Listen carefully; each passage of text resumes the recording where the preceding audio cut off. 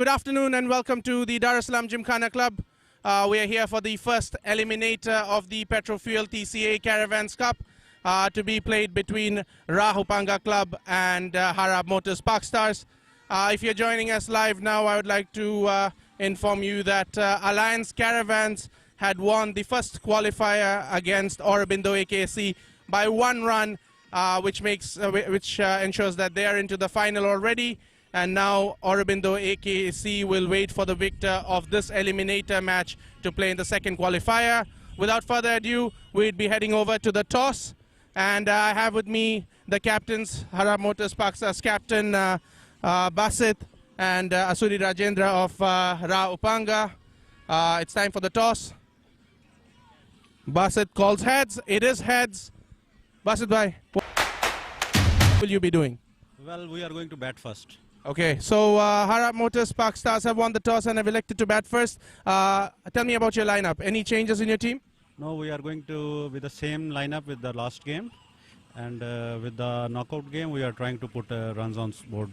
No, indeed, it's do or die. We're waiting for the big hits from your team. May the best team win. All the very best. Yeah. Moving over, of course, Raji, hard luck on the toss. But that's only 50% of it. The rest of it is on the match. I think we had an exceptional qualifier match we just watched, down to the wire, to the very last ball. What would you have done if you had won the toss?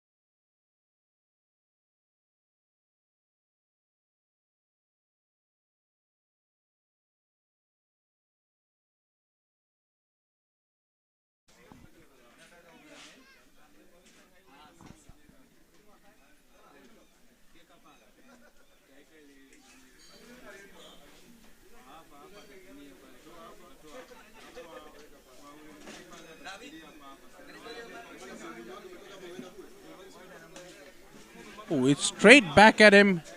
Racing. What an effort there. Unbelievable stuff. And it's Meka Mukesh.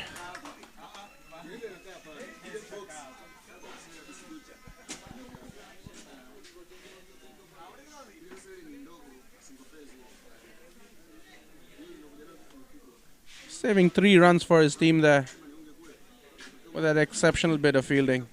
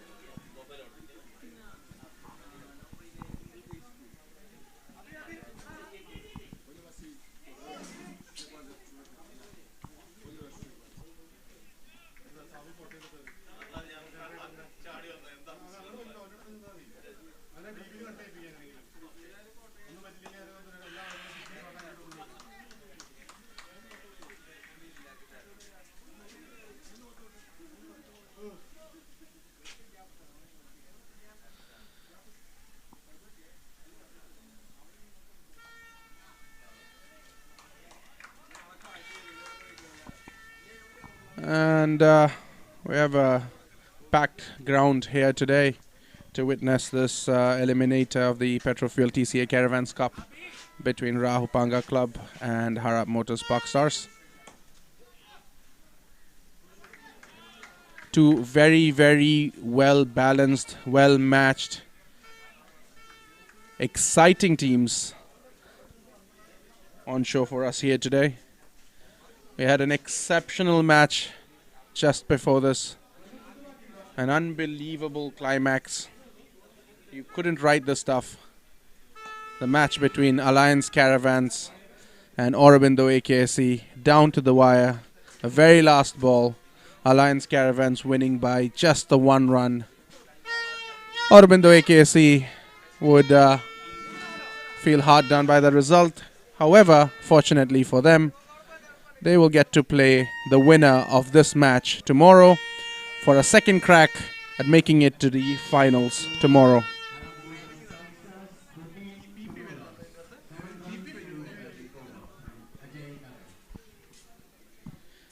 And with that, 2 overs done with Harab Motors Park Stars scoring 14 runs.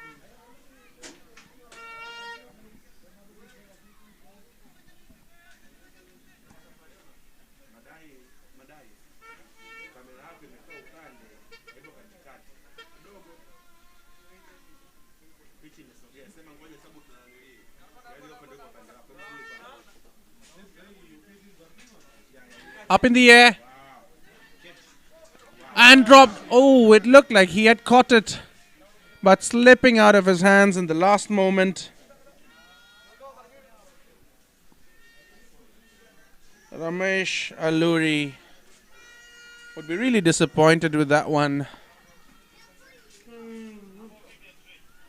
Seemed to have stuck in well, unfortunately for Jatin. Just losing grip of the ball the very last moment.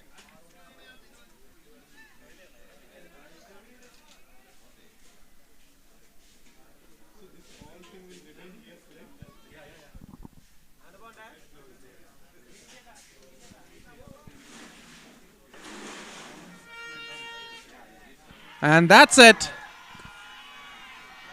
They've gotten the danger man, Ivan Ismail.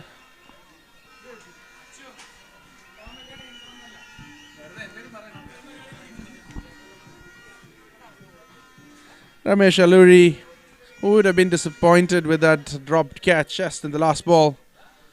A lot happier now, having gotten the wicket of Ivan Ismail. And very well taken by Pafford as well. A big man. So no surprise in him ensuring that the ball stayed safe in his hands. Pafford, of course, has played for Harab Motors Park Stars in the past. So this is a team he knows very well. Tactics as well, he knows very well.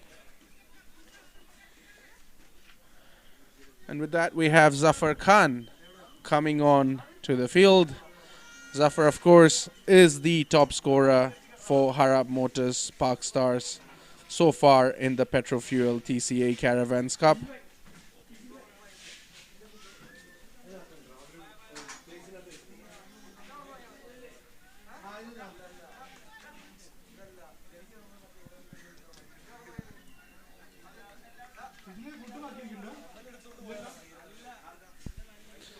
Zafar has scored 212 runs so far in this tournament in 7 innings.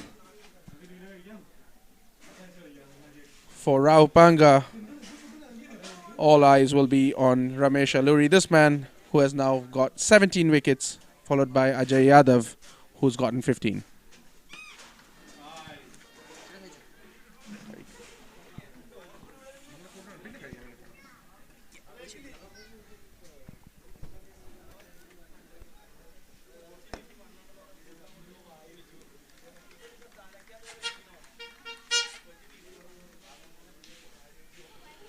Now, of course, the last time these two teams met, Rahupanga were comfortable winners on that day.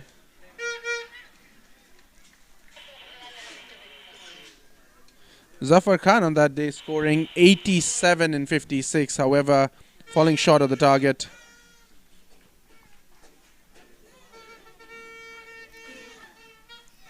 Well, that game, Zafar Khan was going against everyone. If he had one support on the other end, he would have chased that game.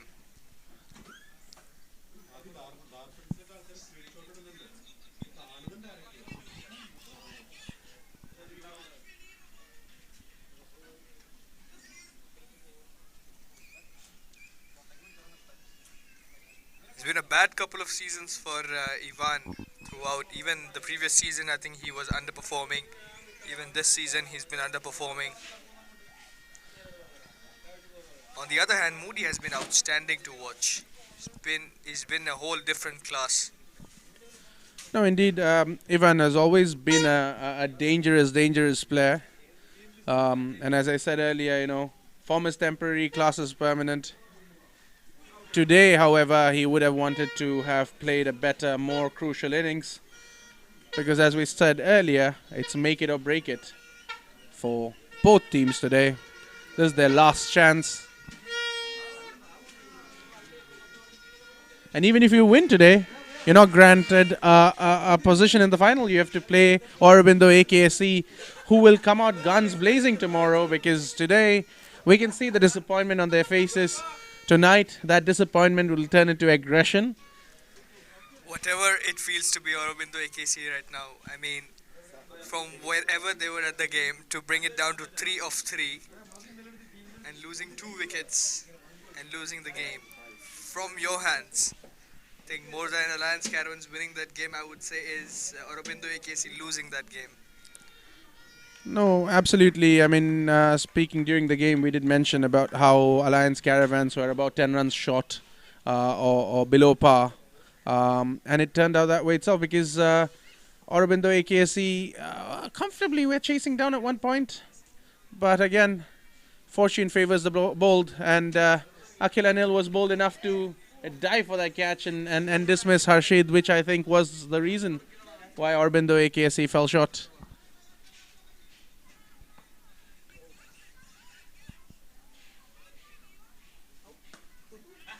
That is exactly why they say catches win you matches. Absolutely.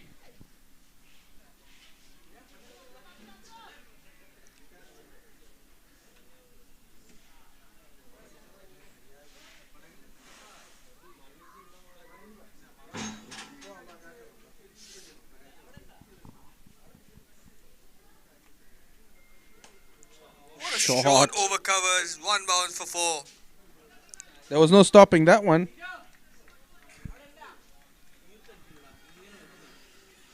Of course, a change of pitch as well for this game. So what do you take from this pitch? What do you expect? I think on this pitch is what they played the first game, where Gymkhana scored 190 odd runs. So I think there is nothing wrong with the pitch. If anything, Arab Motors Park Stars lose Moody right there. And Ajay Yadav getting to 16 wickets in this tournament. But if Arab Motors Park Stars keep losing wickets at this rate, then no matter how good the pitch is, they won't go up to 190. They need someone to stay with Zafar Khan, who will play with him. And we all have been waiting to watch Mansoor Ahmed. It'll be good to watch. Indeed, that's what I was saying. The quick wickets dropping means Mansoor Ahmed can come earlier, but you don't want all the pressure on him. It's lovely to see bowlers taking wickets, but please don't get him out. Let him hit a few sixes and then we can get him out. Let us entertain him. Let him entertain us a bit. And I think that's Mohammad Adil coming in. Some say he is the brain of Arab Motors Park Stars. So let's see how true it is today. And you're able to see the change in form, the change in attitude as well.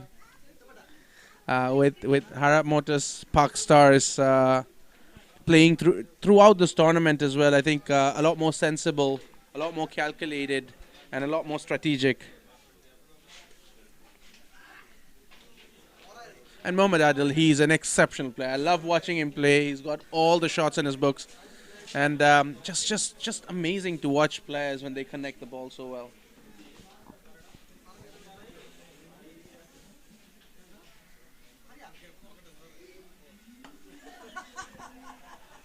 But what a tournament is Ajay Yadav having. He's been a silent killer. He is not making too much noise, but he's just doing what he does best. Comes, bowls in the power play very confidently. Just 2 fielders outside. Does the trick for Rao Panga. No, Ajay Yadav, of course, another experienced seasoned player, a foreign recruit coming in for this tournament. Exceptional player. I think he's got massive quality as well, and we've seen him do that not only in this tournament, but also in the other tournaments that we've been having. So he's not new to the country. He's not new to the game, and he oozes class.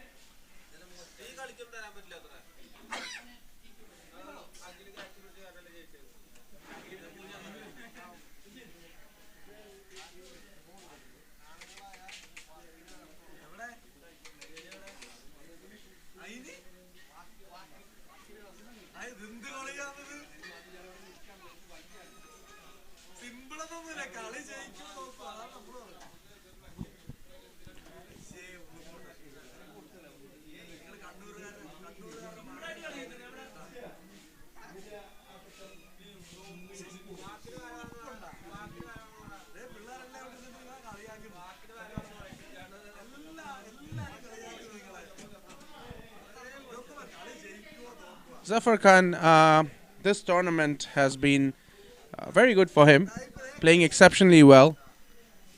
He did have a brief period where he seemed to have sort of lost his touch, but proving all the naysayers wrong with how well he has led this team in this tournament thus far. I think Zafar Khan has always been a good batsman. It's just the lack of support he never finds on the other side of the pitch is why his contributions are not seen. So I think now the amount of contributions or the new additions that have come to the side is making Zafar Khan also look good as well.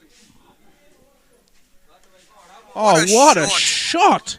What a pickup from the leg by Mohammad Adil, and that goes He down just to flicked square it, leg. and the Flicked it connection for a was six. beautiful. And it sounded beautiful as well.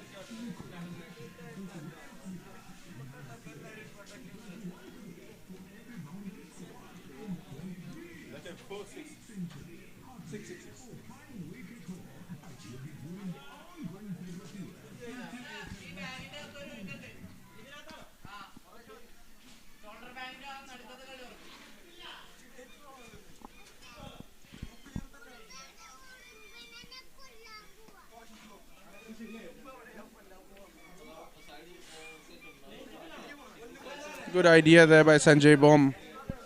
Sensible cricket there. You take six, you hit a six, get off strike, take a single. It's what it's nice to watch. Rather than going again and again. And 10 runs coming so far in this over as well, with one ball left to go.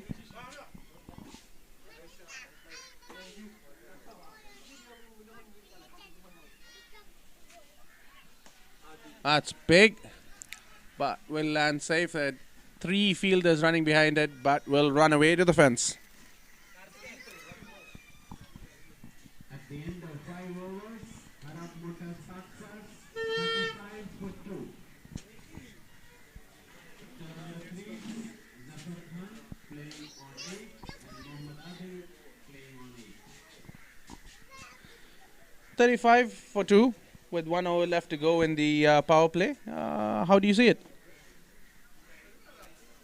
Well, I think so far in the tournament, Mohammad Omari has always given a good start to Arab Motors Spark Stars. So with him going out cheaply today, there's big responsibilities on Zafar Khan and Mohammad Adil. But at the same time, I wouldn't say the power play has gone to Either side at this point. It looks pretty even. Still one more over to go, right? No, Rahupanga Club versus Arab Motors Spark Stars. This is a match for the neutrals.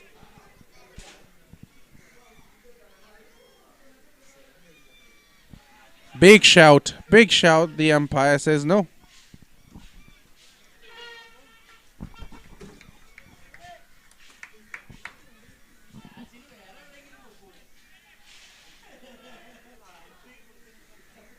And that one, the umpire not interested, seemed like it would go down off.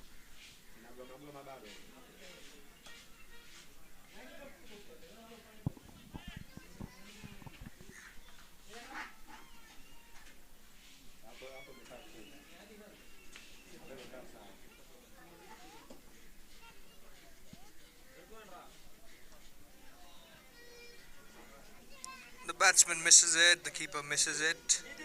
Wide and a run.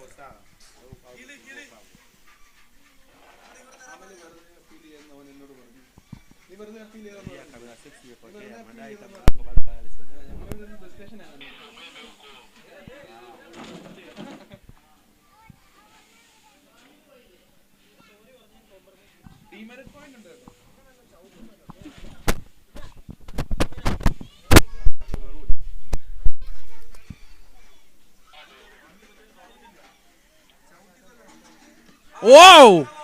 And Zafar Khan has to depart. I was just about to say Sanjay Bomb is an exceptional talent with the ball, and he's proven it there. I think Zafar Khan didn't expect the ball to stay that low. That low, or, exactly. No, he seemed very confused with that. it didn't reach to his bat, is what he was saying to Muhammad Adil.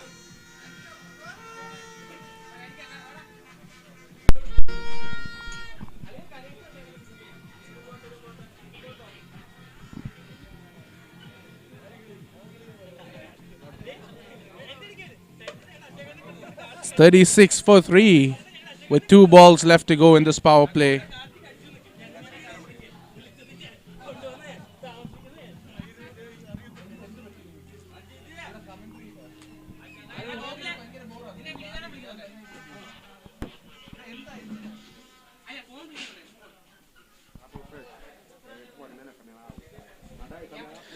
Hazan Raza is the next man on.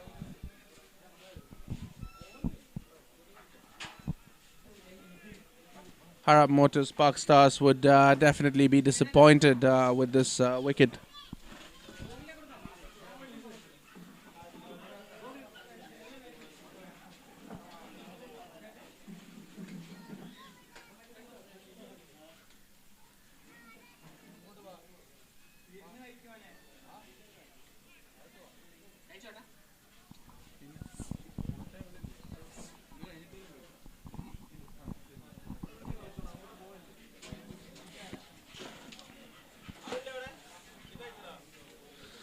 And now we have the last ball of the power play. Well struck, but safely into the hands of Pafford. With that, the power play comes to a close. Harab Motors Park Stars have scored 37 runs for the loss of 3 wickets.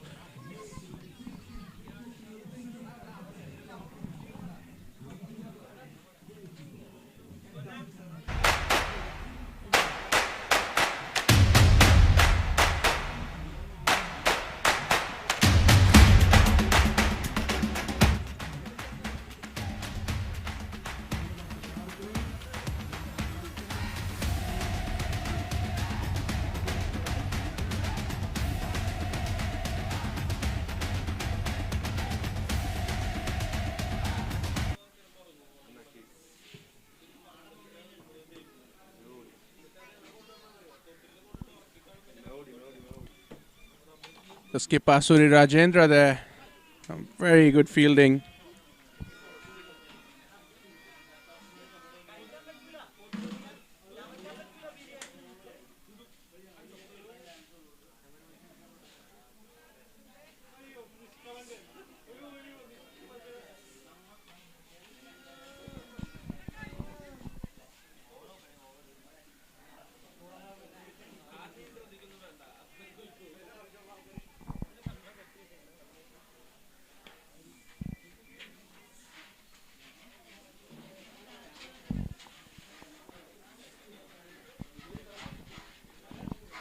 Comfortably picking up another single.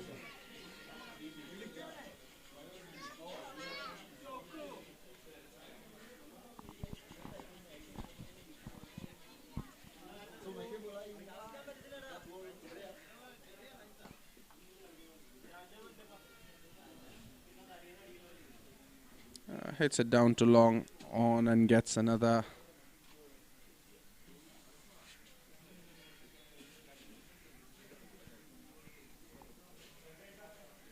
One more run to the total.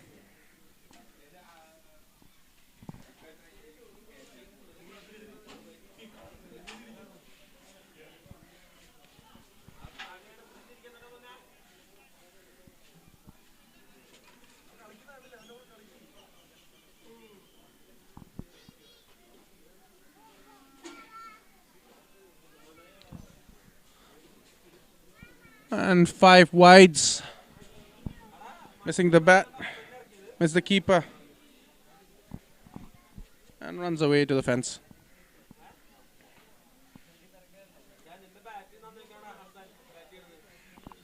8 runs coming off of this over. It was a very, very good over, barring this delivery. And now to finish up the 7th over. Oh, that direct hit and he was gone. Muhammad Adil would be thanking his stars, thanking his fortunes. And 7 overs done. Harab Motors Park Stars have 45 for the loss of 3 wickets.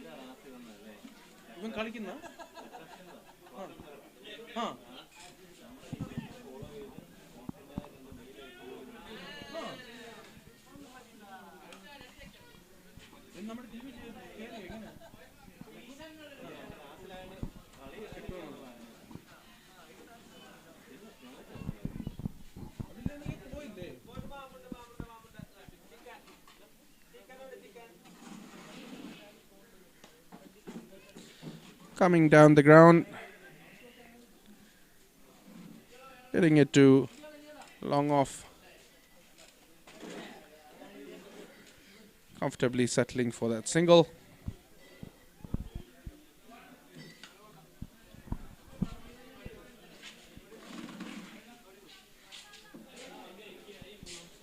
Sanjay Baum once again, very disciplined bowling, only 4 runs so far, the last ball of the over.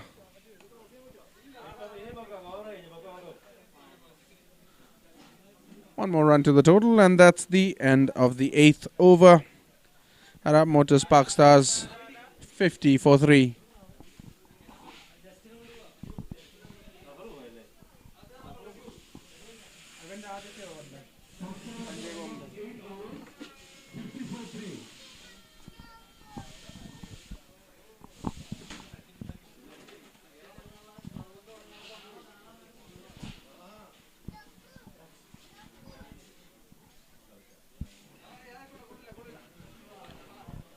So Suriran Jendra is back to bowl his second over of the spell. Facing him, Hassan Raza. Very good running there. Picks up the single. Brings on Mohammad Adil to the strike.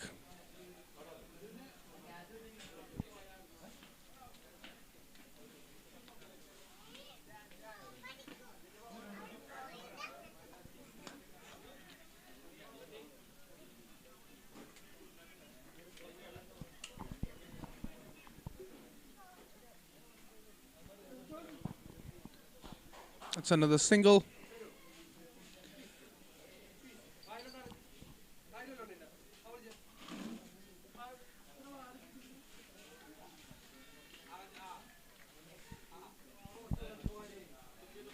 Smartly rotating the strike. And if the last match is anything to go by, team should be focused on having a solid partnership at this point in time, which seems to be the idea for Harab Motors Park Stars as well.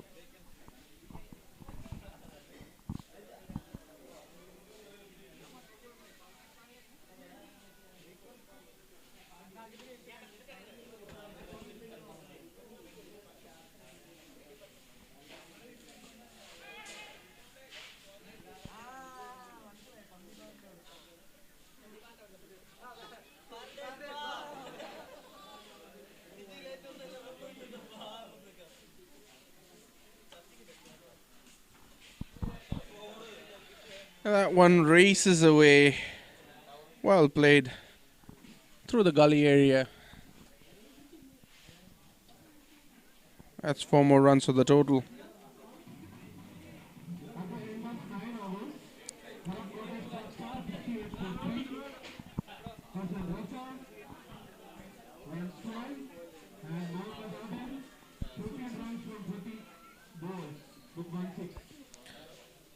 Alright, Motor Spark Stars 58 for 3 after the end of the 9th over. Hassan Raza and Muhammad Adil both going strong.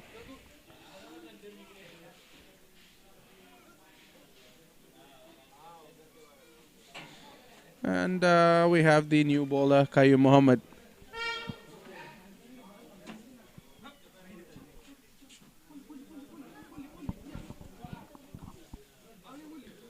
Starting off with the dot.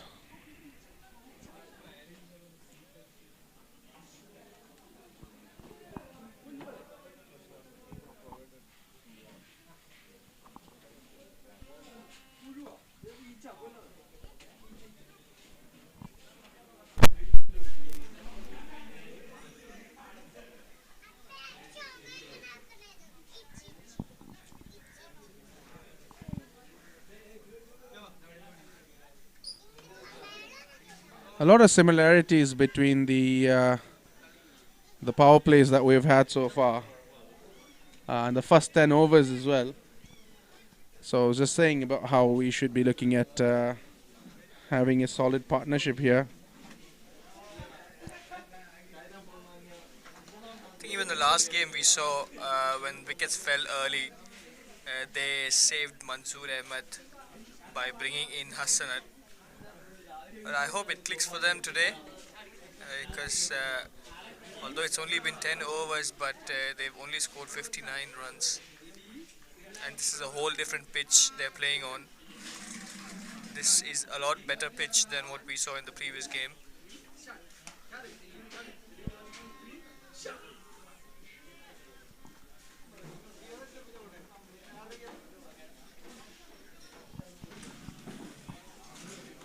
No, absolutely. And that wicket of Zafar Khan, of course, throwing a spanner in the works for Harab Motor Spark Stars. I'm sure they would have wanted to be a bit faster with the scoring. However, that wicket meant that they had to change their strategy slightly.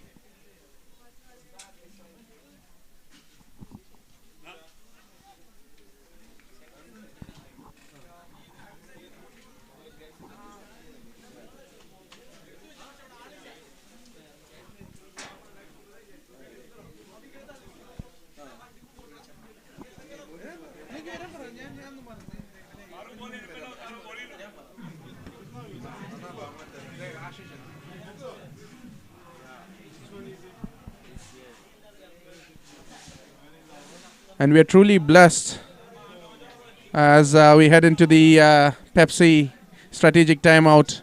We have been graced by the Honorable Vice Chairman of Tanzania Cricket Association, my dear friend Ashish Nagevadia. It was a very big challenge trying to get him here, but Ashish, you're finally here.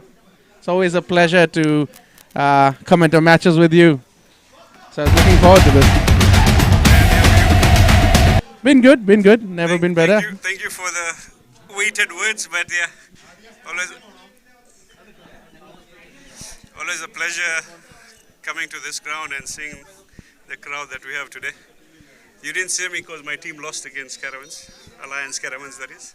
So we were just dissecting what happened. But yeah, how's the tournament been so far? I've not been able to attend much of it this year due to work. But yeah, it's nice to see the crowd. But how has it been from the organizers?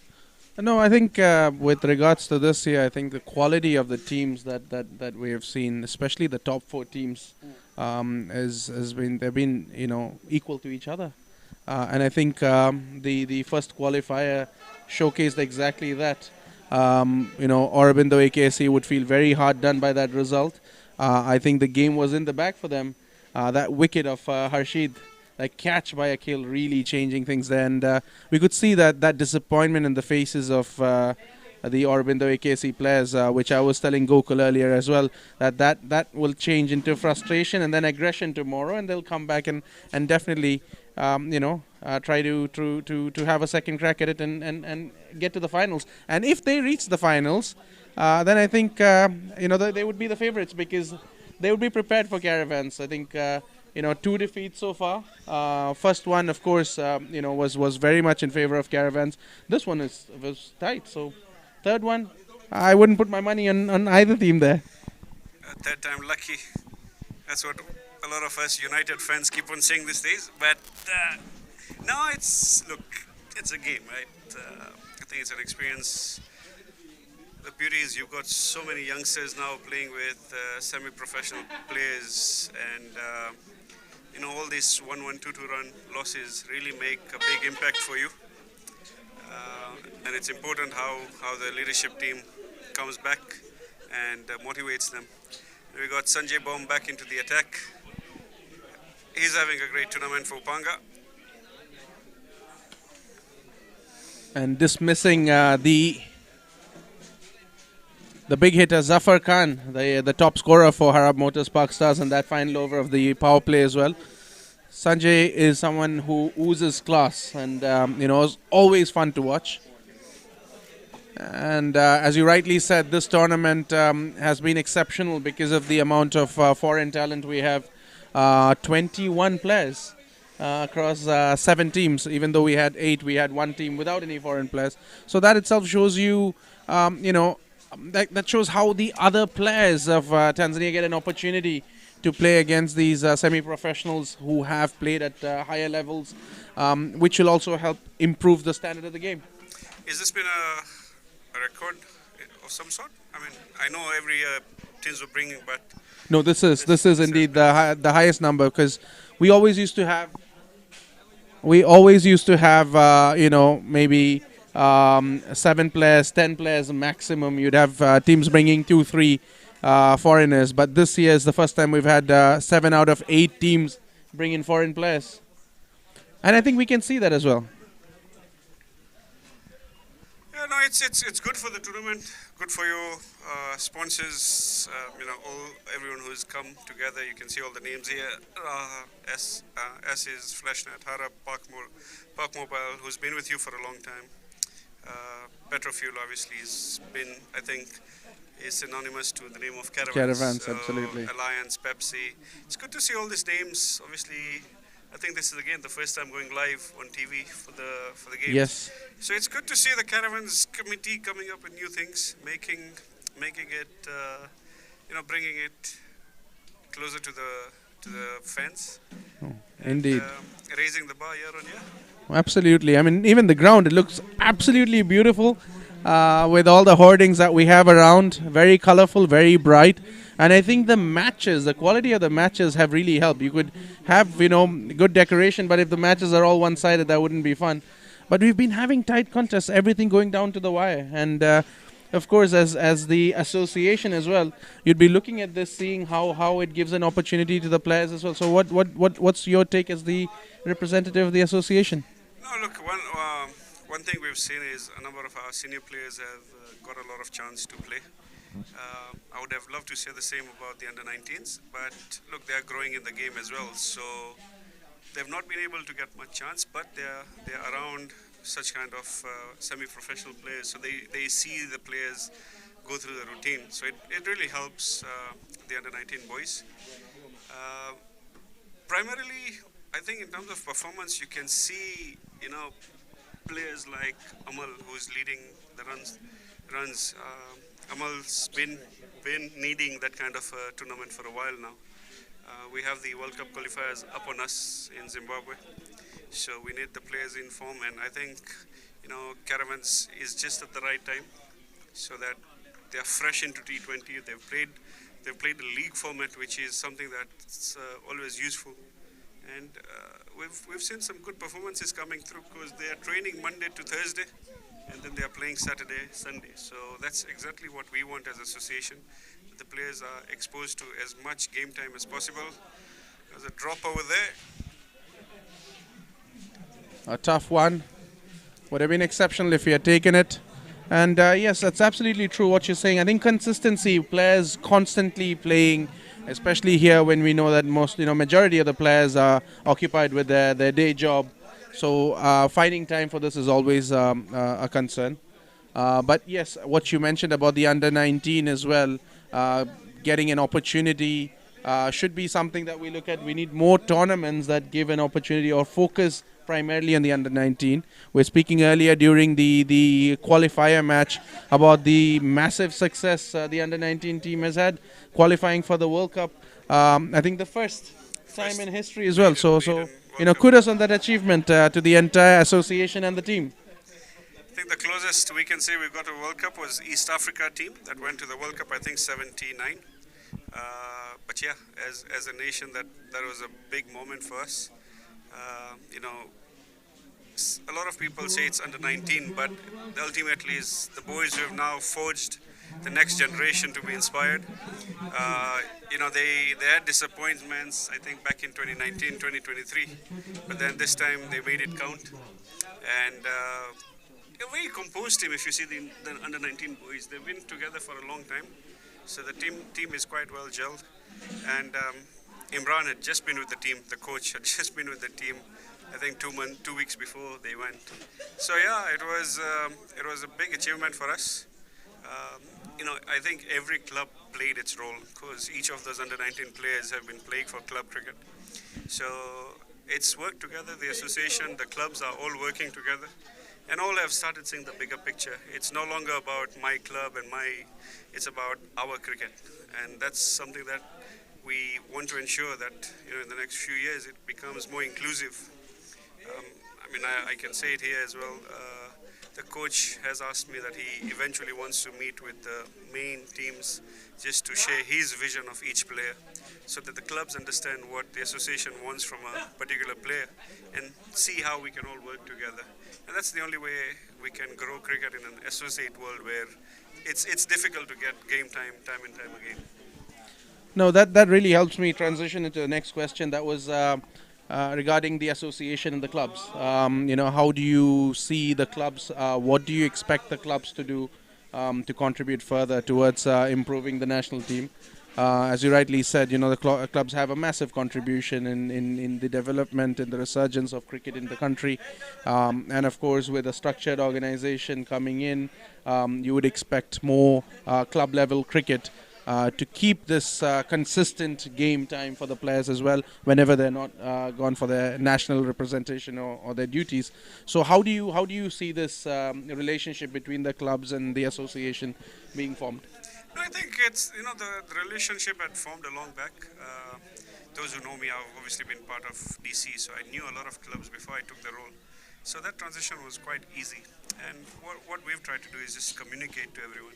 The clubs know what we want from players. Clubs understand what the players are getting. The overall picture is very clear. The domestic cricket committee that's running cricket is aware of the calendars. We try and share our calendars as early as we can so that everyone is aware of what's coming through. A few years ago I was not able, we didn't know. But today I can tell you, 23rd August we're going for a high performance camp. We come back in 10 days, we go to Zim. We come back, the women are traveling. Men start preparing for the under 19. So that's a beautiful shot. And Mohammad Adil has been exceptional. I think watching him bat is very pleasing to the eye. Yeah, this is the talent that we see in T20. But yeah, coming back to my thing is that we've tried to be transparent with each team. We are approachable, and I think we are all starting to move in a singular direction. You do tend to get times where there's not much cricket going on and things kind of drift off. But as soon as a big tournament like this comes on, everyone kind of aligns to the bigger picture. And with the T20 shot, the T20 World Cup spot in the shot we have in Zimbabwe, the confidence is high, right? The setup in the team is looking good. We have a good mix of youth and new players as well. So we're in a very nice situation right now as a country. I'm not talking as an association or a club, but as a country, to love the game that we love the most, to love it even more, and probably come Zim, we can have a good tournament. 2 teams qualify for the World Cup. We need to get to the finals. And who knows, we'll be in Sri Lanka or India next year. No, it would be a momentous occasion. It would be a landmark achievement, not only for the team but for the nation as a whole.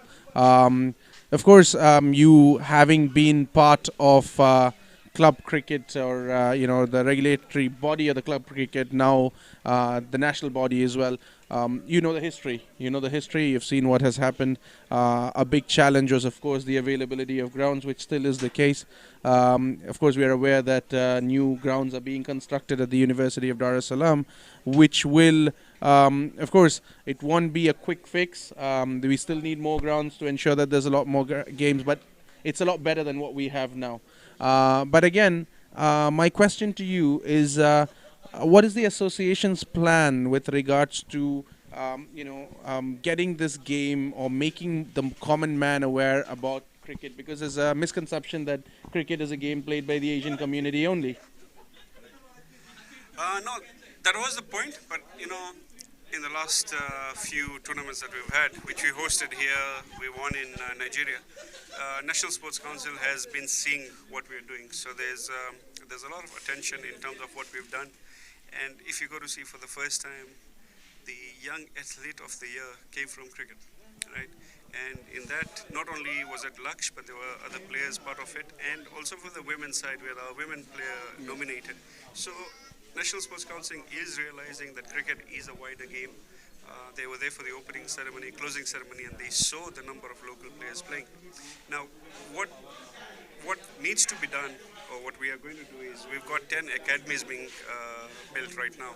We've got in Azania and Kawe ready to go. So we're going to have a total of 10 academies. That's going to bring in 50 kids to come and play. They're going to have 50 kids in the academy playing, and that's basically giving me 500 players. So that builds the pipeline, and these are all going to be young kids who are going to come. The association is going to give them shoes, their uniform, and a bag, so that TCA now starts being seen. When you go, you'll have a TCA bag, TCA books. We're going to support them with educational items, and you'll start seeing parents saying, "Oh, there's something about cricket. We should send our kids." And eventually, who knows? You know what? We'll have a crop of players. I think we need to come back to the game. Perfroid has been all over the place. All over the place, indeed. 16 runs so far in this over, and he's only bowled 4 legal deliveries, and this is the 5th one. So, an over for him to forget. This is what you enjoy from the batsman who was there. He was just waiting for his moment. Mohammad Adil, who's had a fantastic tournament so far. But yeah, again, coming back to that, so the academy is where we see the future, where we feel that we'll be able to tap into new talent, and we've just embarked on that journey.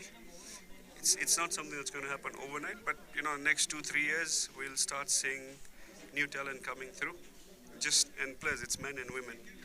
Exactly. We're trying to get both the genders equally benefiting from the game. And the women's team has been playing exceptionally well.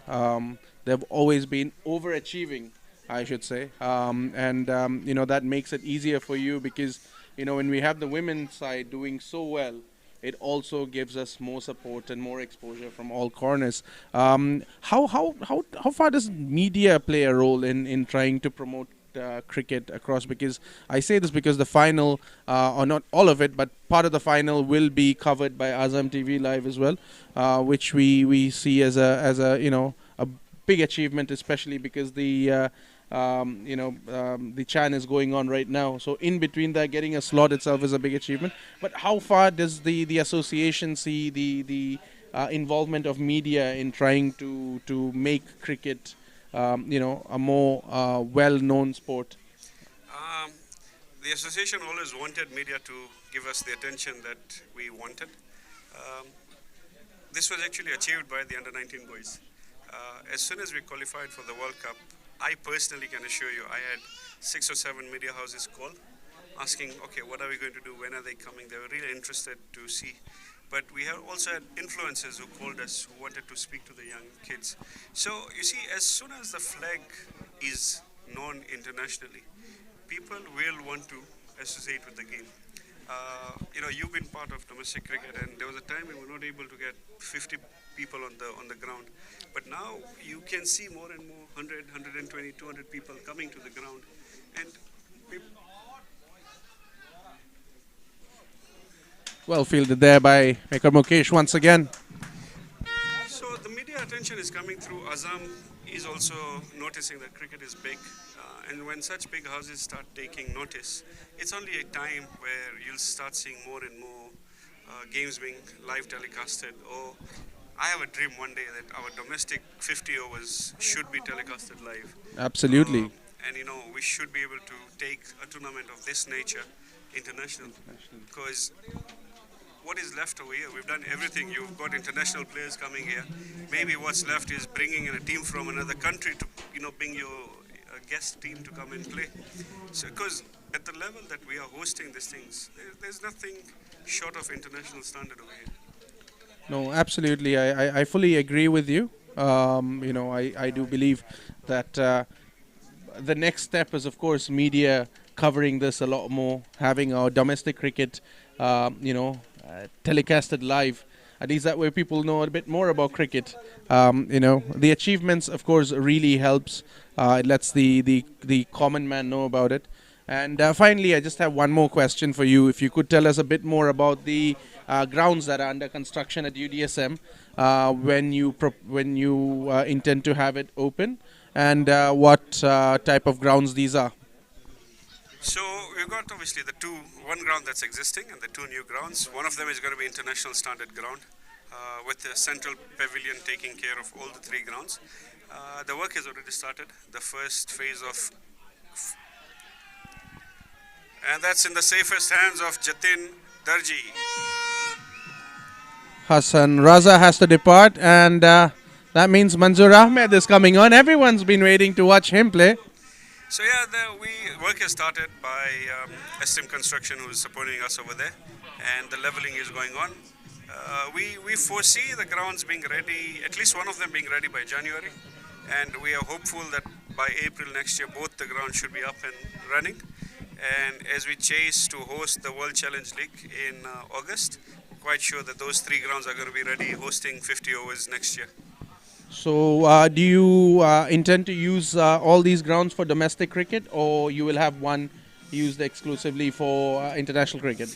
No, so we'll probably keep the international standard ones for key such games, when you have large tournaments and stuff, because obviously the pitch will have to be taken care of. But end of the day, we don't have many grounds in DAS, so TCA understands that we will have to support as well.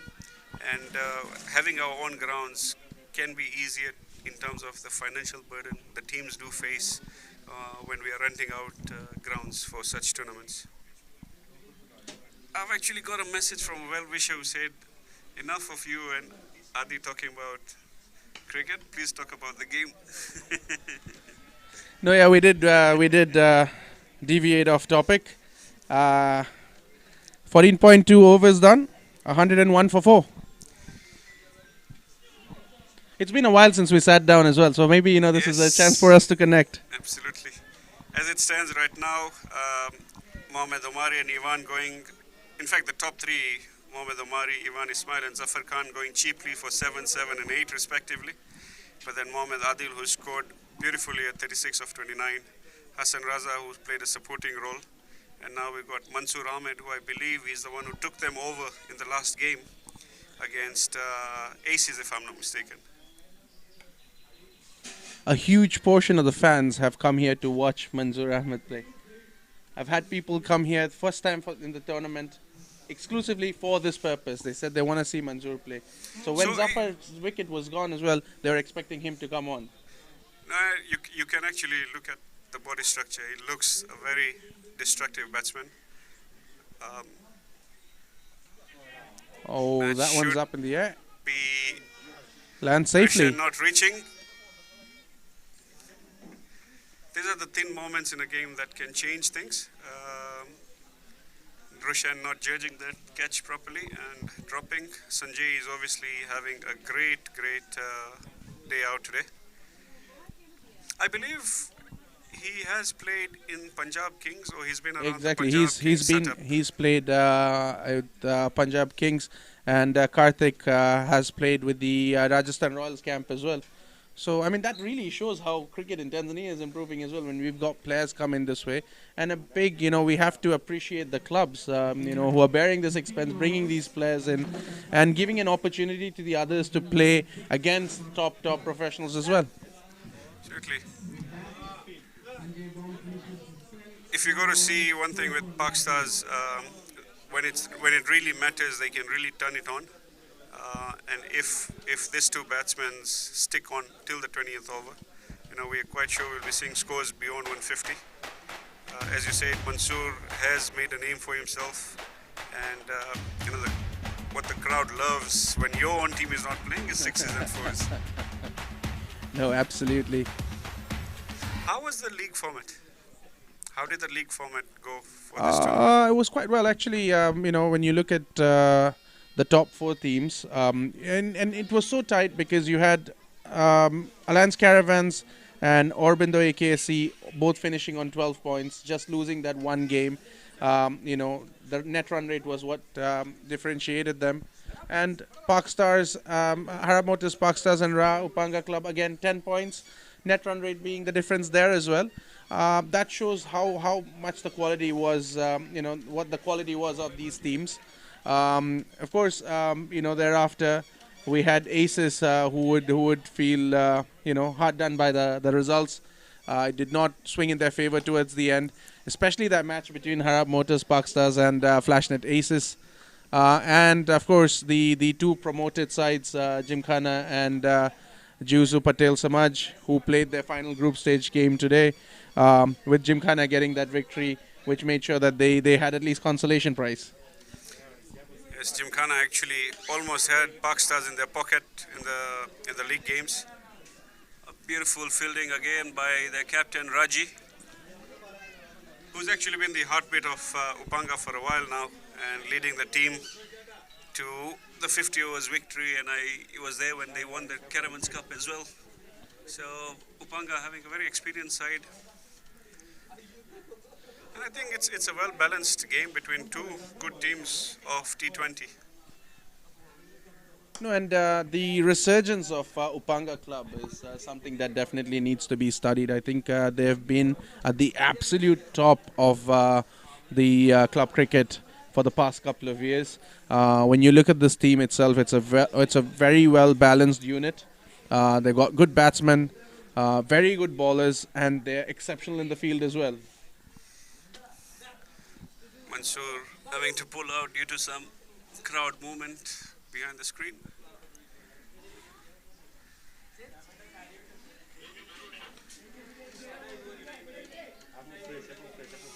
Sloppy fielding from Sanjay Baum there. Just when I was talking about Rahu Panga Club being a good fielding unit, so the commentator's curse there. Mohamed Adil, 7 runs closer to his 50. And much deserved if he can get there. No, absolutely. I think these two foreign talents have really brought a level-headedness in the Harab Motors Parkside team. If you look at how they've played throughout this tournament as well, usually you used to have a hit-out, get-out attitude, which has completely changed. And Harab Motors, in their own right, are favourites for the title as well. Correct.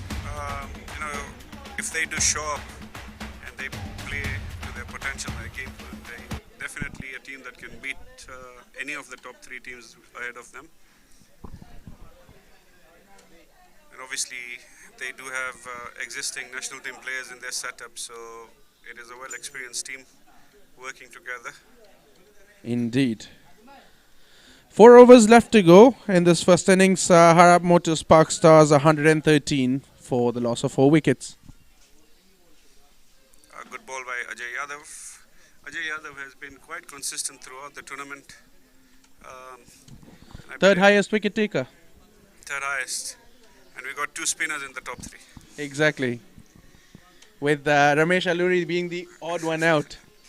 I believe he's sandwiched between the 2 spinners. Karthik obviously bowling really well and taking the purple cap away today from Ramesh. But Ramesh has a chance to get, if I'm not mistaken, they're level at the moment. Oh no, he's slightly high. One down. Difference. One down. Yes.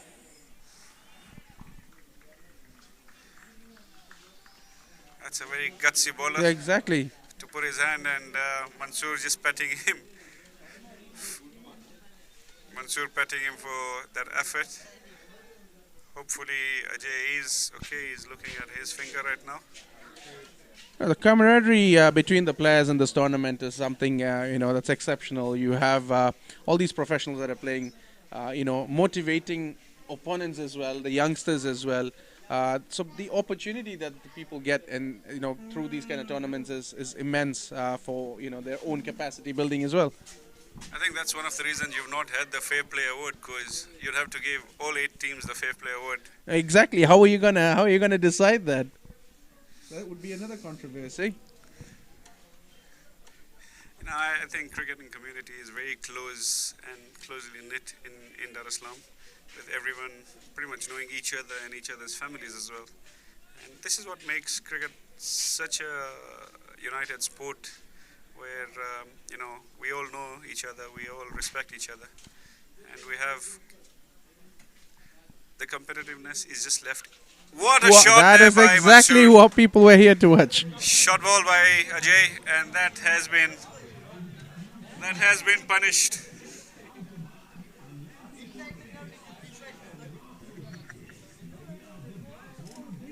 No, as you rightly said, Ashish, cricket was a very small, tight-knit community here. We had 6, 7 clubs.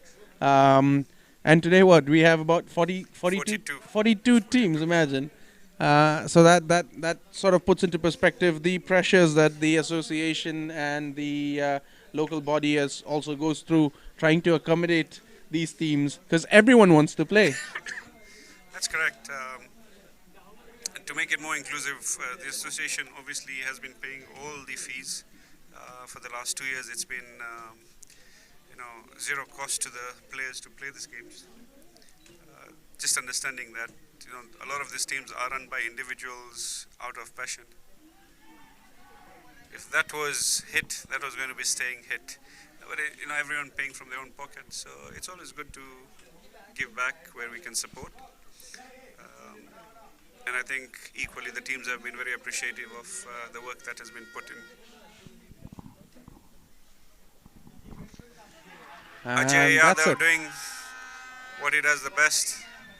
So the danger man has to depart. And how crucial is this wicket? It does open up. It does open up the lineup. Although the next batsman coming in, a local national team player, Zamo Jebeneke, who's known for some big hits and running between the wickets. I believe it's now imperative that Mohammad Adil stays there till the end. I've been part of Gymkhana Cricket Club, so I know this pitch is pretty well. Anything over 150 on this is going to be very competitive and give a fair chance to Rockstars to win.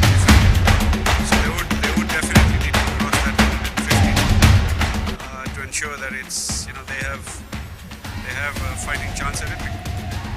Purely because Panga has some really good batsmen in the top 6. Oh, they have great depth in batting as well.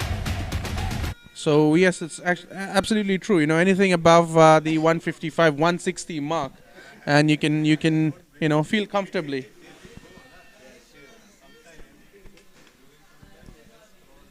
Trying to dissect the two, Sanjay Baum. I don't think there's anyone who's going to risk a second run from those arms. And that wicket of Manzoor Ahmed taken by Ajay Yadav, how crucial will that be in the grand scheme of things? 3 overs left to go in this over. He would have, upped the gear by now. And now they have to start all over again. Yeah, because obviously his experience and his power would have been very important. Zamo making his His action's very clear. He's not going to hang around for singles. Going a bit early on that ball. If he was slightly or timed it better, that was definitely going for a 6. I think it's time to again thank our sponsors, Unique, Suhara, Ras Logistics, Colorflex, Yuzu, KX Intec, Pepsi, Alliance Insurance, Petrofuel, Park Mobile, Arab Motors, Fleshnet, Asas, Aurobindo, Automark and Newland. Who actually majority of these have been repeat Yes. supporters of Caravans. So certainly the sponsors seeing value in working with the Caravans committee year on year for these tournaments. No, absolutely, Ashish. I mean, hosting a tournament, you know it as well as I do. You've done this yourself during your time at Gymkhana. So you know how expensive it gets. It would never be possible for clubs to do it themselves without these sponsors. Fortunately for Caravans, the sponsors have been happy with the output we've been giving. And seeing, the tournament grow every year has sort of had that commitment from their side as well, just how much we are committed towards them, saying, we want to be part of the emergence of cricket in Tanzania. It's good. It's good when corporate houses come together in sports. Raji bowling to Adil. Adil coming down, and Raji is a very smart bowler in domestic cricket. Raji using all his experience in there.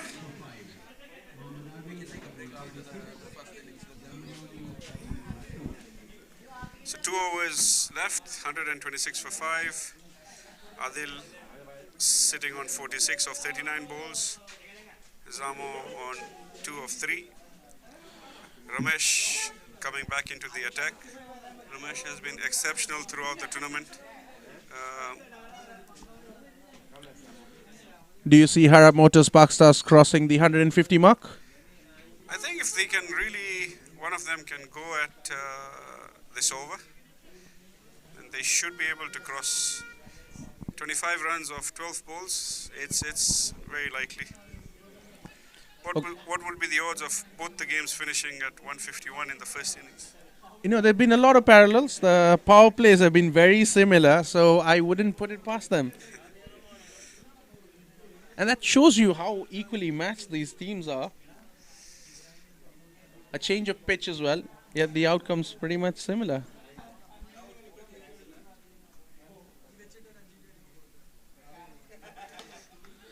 Talking about pitches, so many teams playing year-round. These pitches, they will have wear and tear. It's not like football where you just need a ground. As the association, I'm sure you spend significant amount of time and money in ensuring that the pitches are maintained to a minimum standard. So if you could just elaborate a bit on that. So last year when we had the 2 tournaments, we requested the National Cricket Academy in India to send us curators who were here for a prolonged period of time. They both came, spent a total time of about 3 months between them.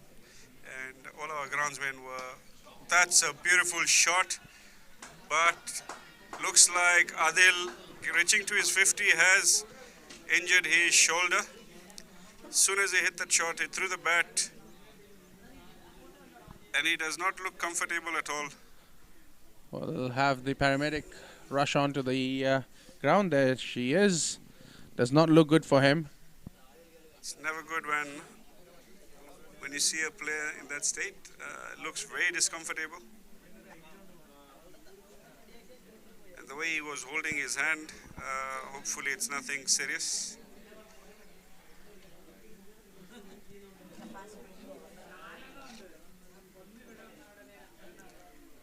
He seems to be in a whole lot of pain.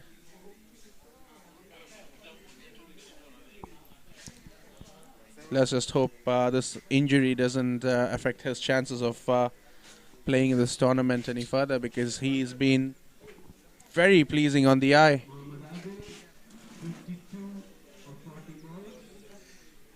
So what a way to reach a half century as well. He's only been dealing in 6s over the years. He's not scored any boundary. It's 4 6s. So half of his runs have actually come from 6s.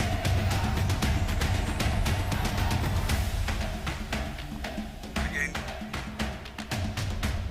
So with this enforced break, we'd like to bring your attention to the blood donation drive that Caravans Cricket Club will be having on the final day, which is Sunday the 10th at the Dar es Salaam Gymkhana Club in partnership with Lions Club International, Sky and Host.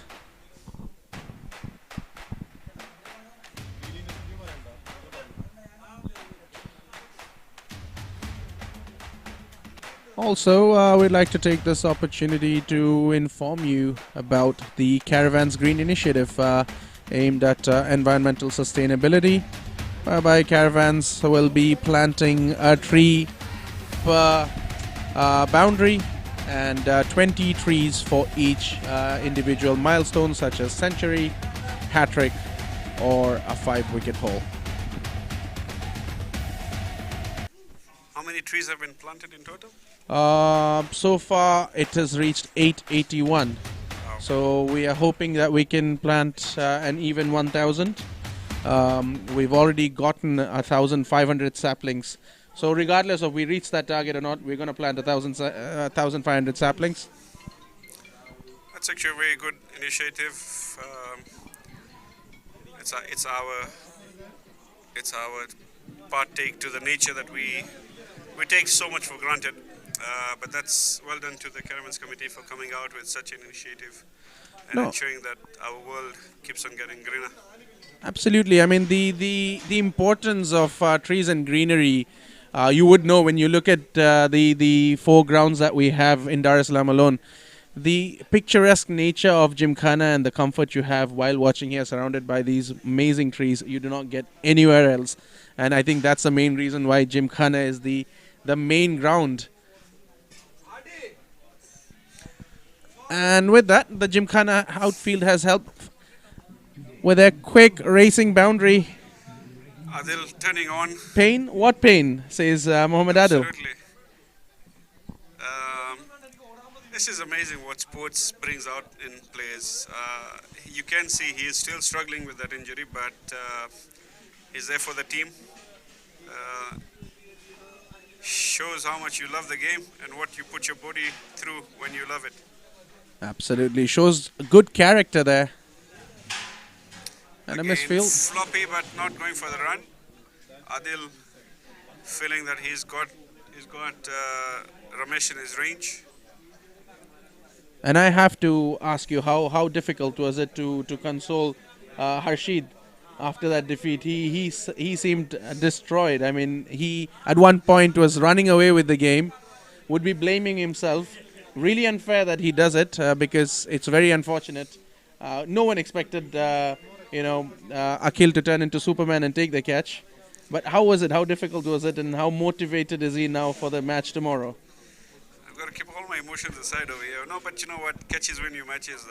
Akhil turning that catch into his own over there. But look, cricket is all about a learning curve. Harshid could have opted for a different shot.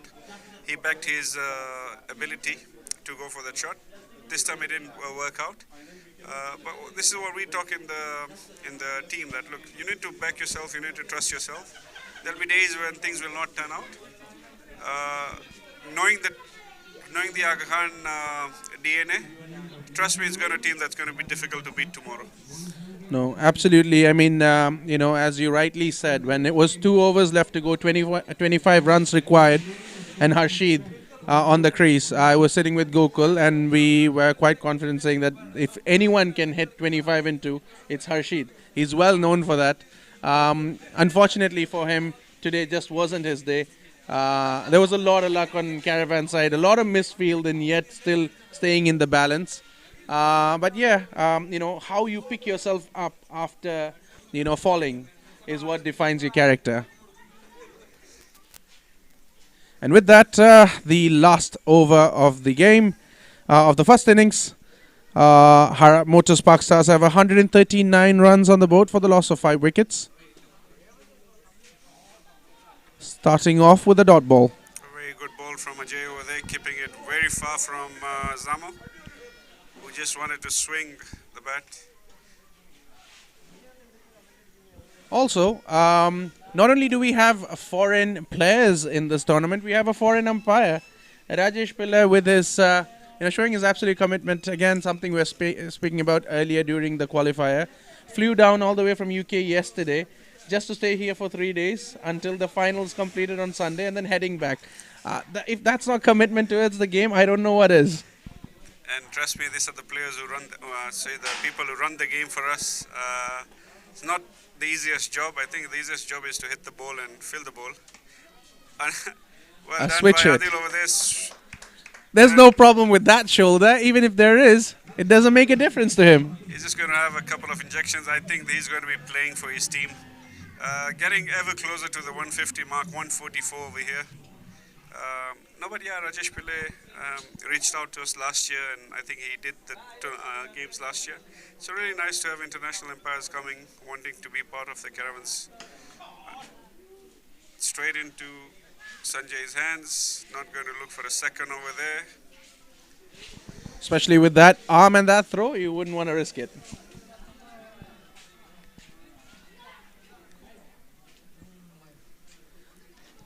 It's quite evenly matched against what we had in the previous game, 145. And that's easy takings for Omari.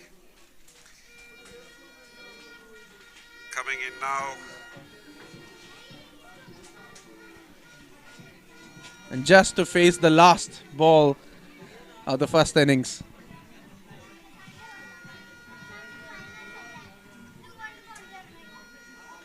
Looks like Mohammad Ali, the left arm spinner, coming in to play that one ball. Whatever they get from here, they've certainly set up a good total. Oh, absolutely. And the purple cap, there you have it. We've got a change again. So Karthik was able to hold on to that cap for what? One innings? 20, Hardly an 20, inning? 20 overs.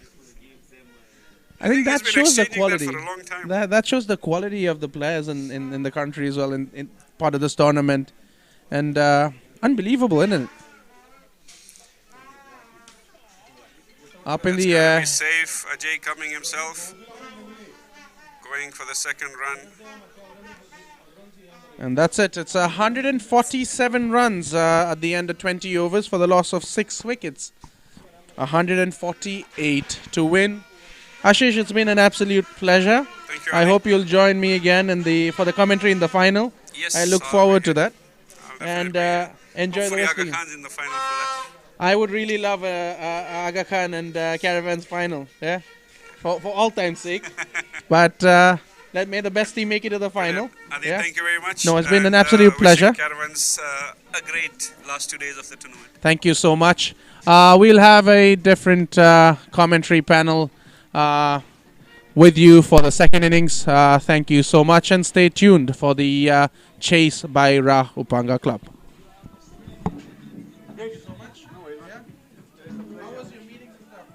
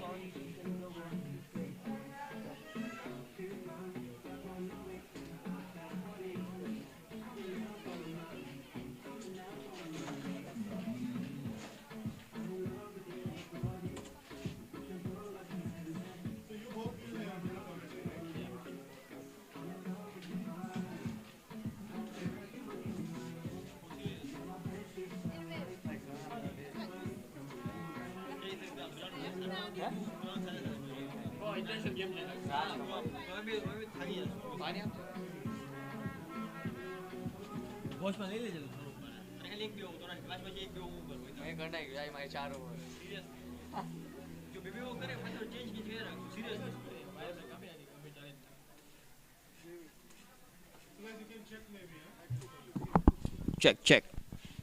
Yes, two things you have to just help us. One is our this green earth initiative where we plant all the trees and all. Another thing is like the blood donation, which is going to happen tomorrow. So these two in between it will come. So you have to just say in between whenever possible. The rest will go in there.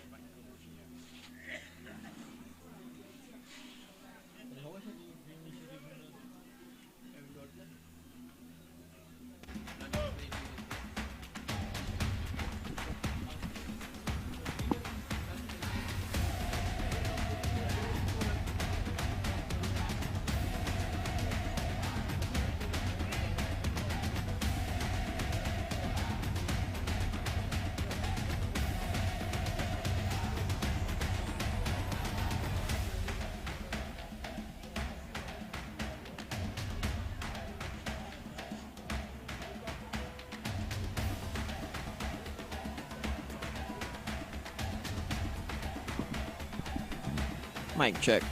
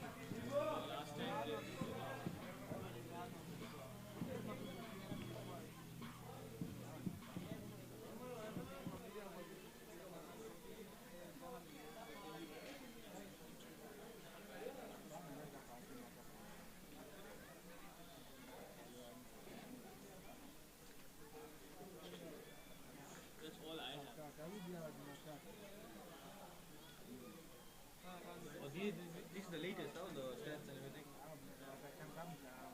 Like whatever that is, that's the latest stat. And then the next, now Ajay Yadav is the purple cap holder. Now he got 3 wickets. Okay. Is he given the purple cap? So most of them on the spot of Punjab Kings in IPL. They told me to add it in the bottom. We need to just say it in the beginning.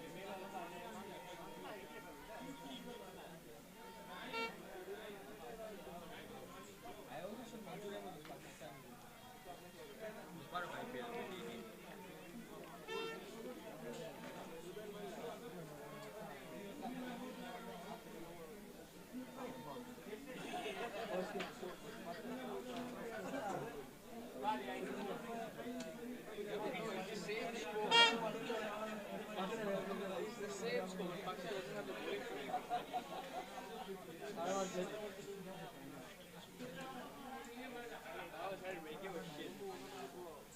Because 3 of 3, you guys have no brain.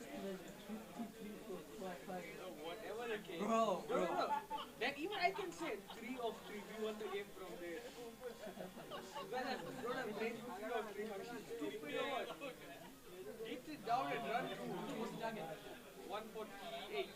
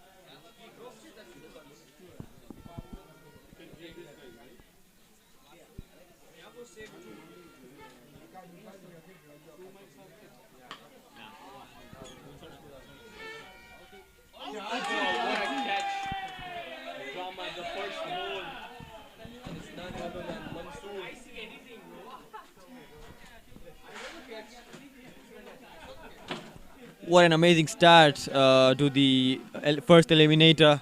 First ball, first wicket.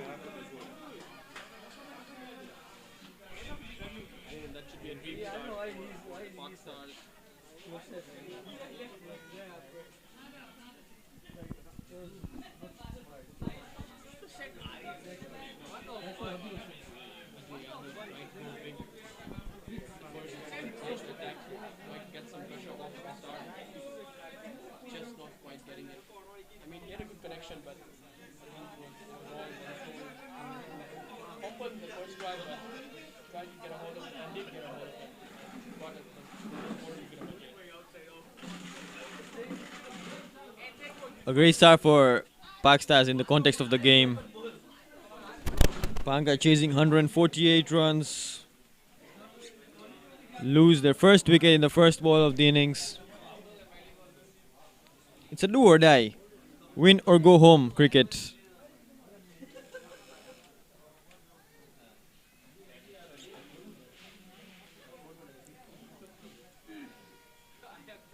.148 runs between Upanga and survival in this tournament. Anything less and it's curtains for their campaign. Harab Motors have runs in the board. The bowlers are fired up. There we go, second ball. Tucked away, leg side for a single.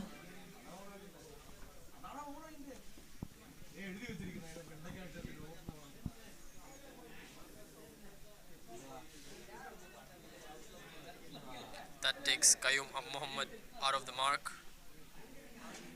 And first runs for Upanga.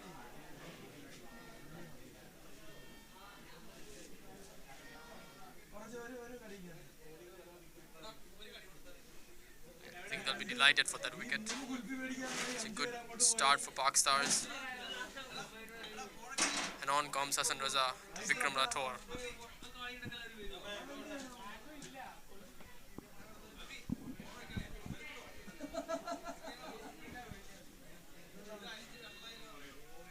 Off the mark goes Vikram Rathore. He's been one of the men in form as well for Upanga, especially in the power play.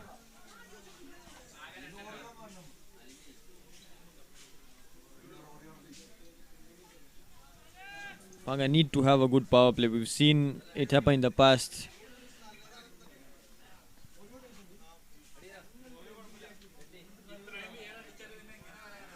It's wide called by the umpire, all the way from UK, Mr. Rajesh. I think last time when these both teams encountered each other, Pak Stars had the last laugh, and what a stage to have the both teams again fight against each other in the eliminator. Oh, that's well played by Kayum, just guiding it to third man. What Upanga need is just these two to stick around, get as many runs as possible in the power play, and make it easier for the batsman coming behind.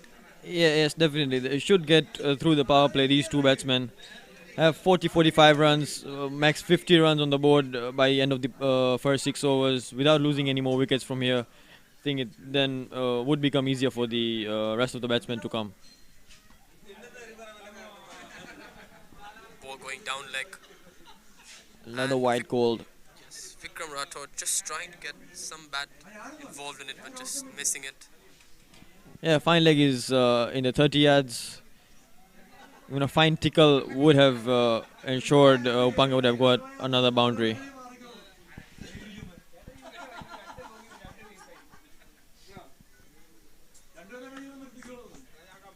Was well fielded by Murli.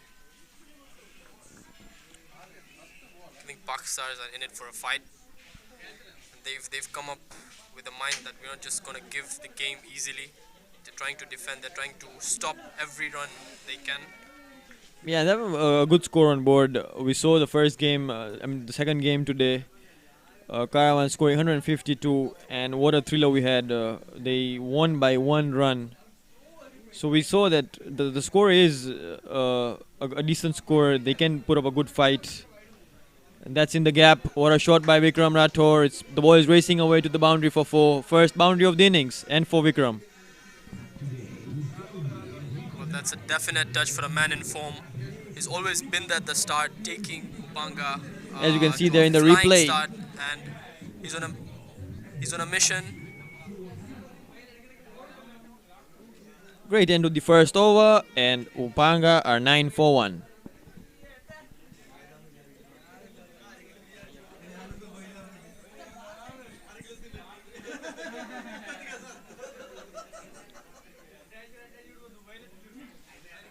New bowler for Pak Stars is Mudassar. Has been a wicket taker for Pak Stars in the tournament, especially in the power play.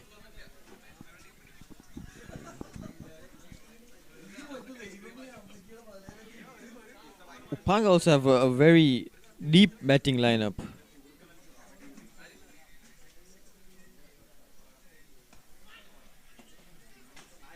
Nicely tucked away to the square leg boundary. The batsman wants 2, but a good call in the end by Vikram Rathore to deny him the second run.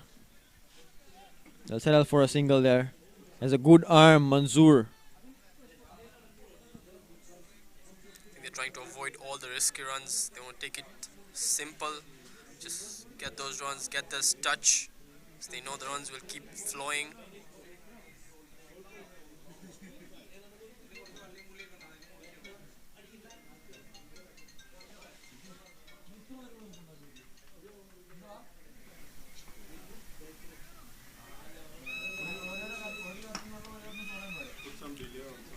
What a shot that. That's a great ball, but what a beautiful shot and an amazing effort by Mansoor. He's here to keep everything on the field. What a stop that was. The ball is racing away to the fence, and Mansoor did so well to keep it back in. There was some class level of fielding by Mansoor. I think as a captain, this is a dedication you'd want to have in the team. You'd want to have the players. Mansoor.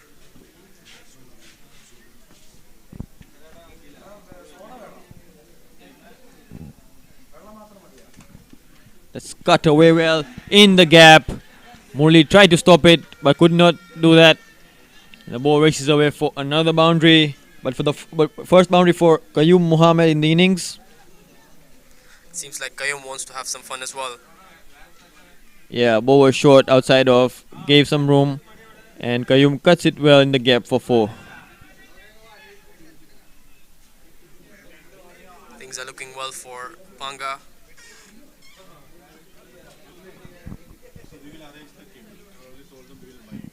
Because on the 100-meter cable they will buy it. So you come and fix it tomorrow. Maybe like A chance of a run out, but it's a good call again by Vikram. Yeah, definitely no run there. Ball went straight to the fielder.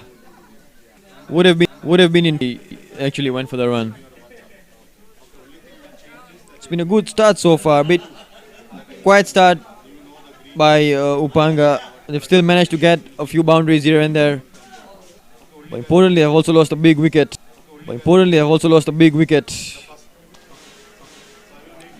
Oh, that's again in the gap. And the ball again races away to the boundary. This time not hit so hard. Just found the gap. And that was enough for the ball to reach the fence.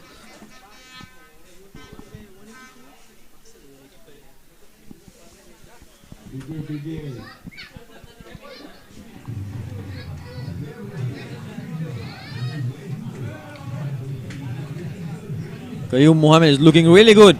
11 of 6 with 2 boundaries. And he's just timed the balls.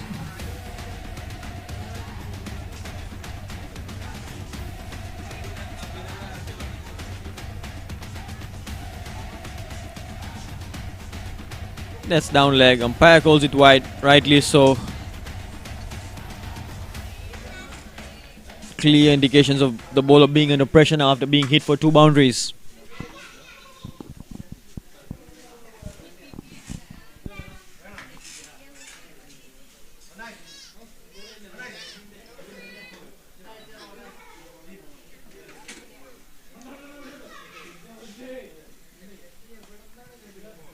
That's again well placed, and this time they'll clearly and easily get 2 runs, but a good return throw there by Manzoor Ahmed. And that's the end of the second over. Upanga 24 for 1.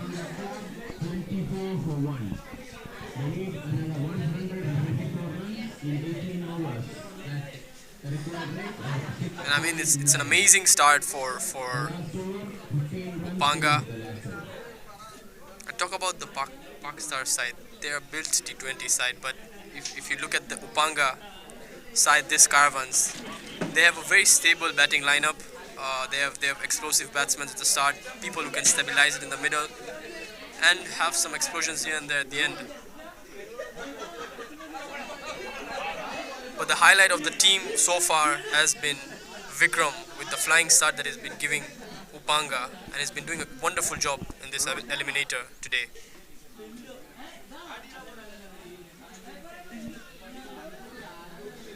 Down leg to start with, the third over, and umpire calls it wide. Vikram thinks he might have missed out on a scoring opportunity there, because the fine leg is also up in the 30 yards. Even a fine tickle of his bat would have ensured a boundary for Upanga, but just misses out on that.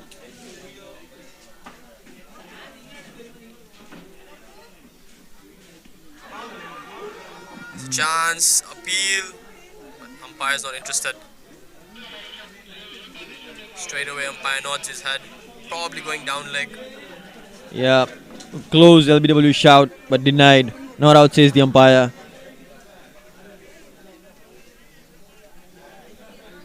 Yeah, that's another dot ball. And reminder of viewers, a dot means a new tree planted. That's an amazing initiative taken by the Caravans. That's another wide. Talking about the initiative, Keel, I think they've planted 900 trees so far, and what a way to bring this initiative up. And I agree, Yash. It's cricket making a difference beyond the boundary, leaving a legacy not just in the record books, but also in the environment. Definitely. I mean, 900 trees, definitely making a change.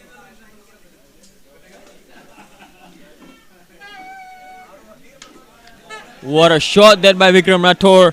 Short, wide, cut away, one bounce into the ropes for 4. That was slapped with authority. I think he's here to finish the game. He's here to make business. That's Vikram Rathore for you. Yes, Vikram clearly means business. Loose ball, slapped outside of, over point for 4.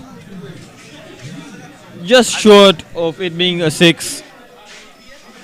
But he's the man in form.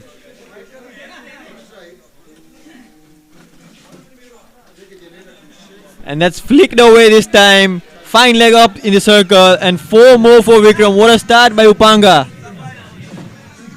He is literally enjoying his batting at this moment. Vikram Rathore, man in form, has always given starts to Upanga in the power play and continues doing so in this game as well. Vikram's batting like a man on a mission.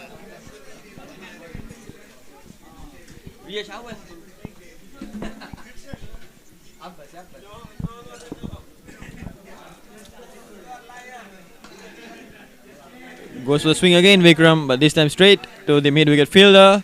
Well stopped by the fielder and a dot ball.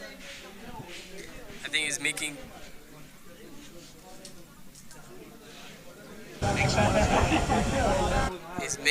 the best use out of the form he's been. Yes, definitely. What a start by these two batsmen. You know, after losing of the first wicket so early. Chance for an appeal again. Umpire again not interested. Yeah, this time clearly I think the ball was sliding down leg. A bit of hesitation between the two in the running, but they make it home safely. It's been a great start, you know, despite losing the first wicket so early. Rao Upanga now 35 for 1 in 2.4. Still 2 more balls to go in this over. And Qayyum Mohammed now on strike. That was too wide outside off. Umpire calls it wide. Yep, the bowler's frustrated. The bowler's trying different things. He wants a wicket. They want a breakthrough.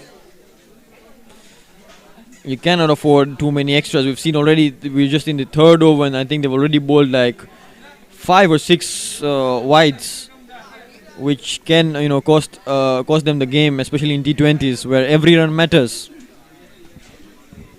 Finishes with a dot ball, and that's the end of the over. Upanga 36 for 1.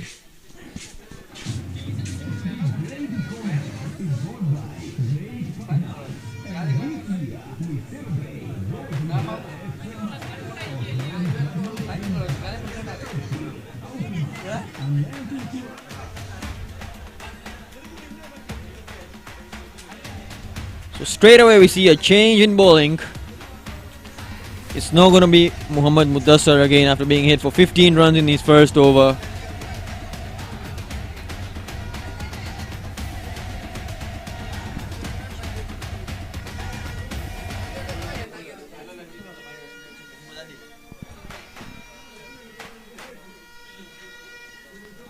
So it's going to be Muhammad Adil.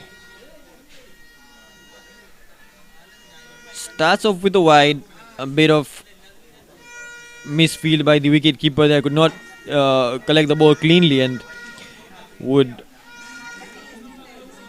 I mean, talk about the dedication of the player, Keel.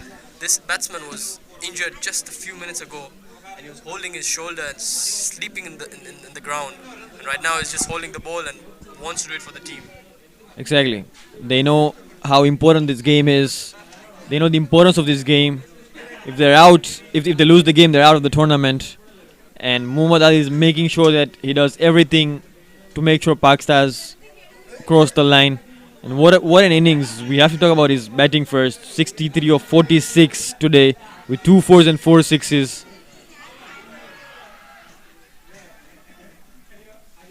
Chance of a run out, but misses completely. Nope. We've seen so many miscommunications between these two so far in just a short span of 3 overs. We've seen how many times they have not communicated well while they were trying to take their singles. But they do have a bit of a luck that these miscommunications do not end up in runouts. That's a positive they'll have to. Yes, luckily it has not costed them. Another quick single taken from short third man. The short third man is within the 30 yards. The good thing these two have been doing is they've not just been hitting the boundaries, but they've also regularly tried to rotate strike. Because in T20 that's what matters, right? The more dots you play, the more pressure you build on yourself, and the more chances of you going out. Oh, definitely. I think that's what Mohammad Adil is planning, trying to pressure the batsman to make him hit the shot he doesn't want to. But you can't do that if you're gonna ball down leg like that. It's a poor delivery by Mohammad Adil. The wicketkeeper also misses it. The batsman run for an extra 2, but that was leg bias. Might have flicked pads of Qayyum Muhammad. But still, as for the scoreboard in the end of the day, Panga cruising right now. 42 for 1 in 3.3 overs. What a great start of the power play they've had after losing the first wicket so early.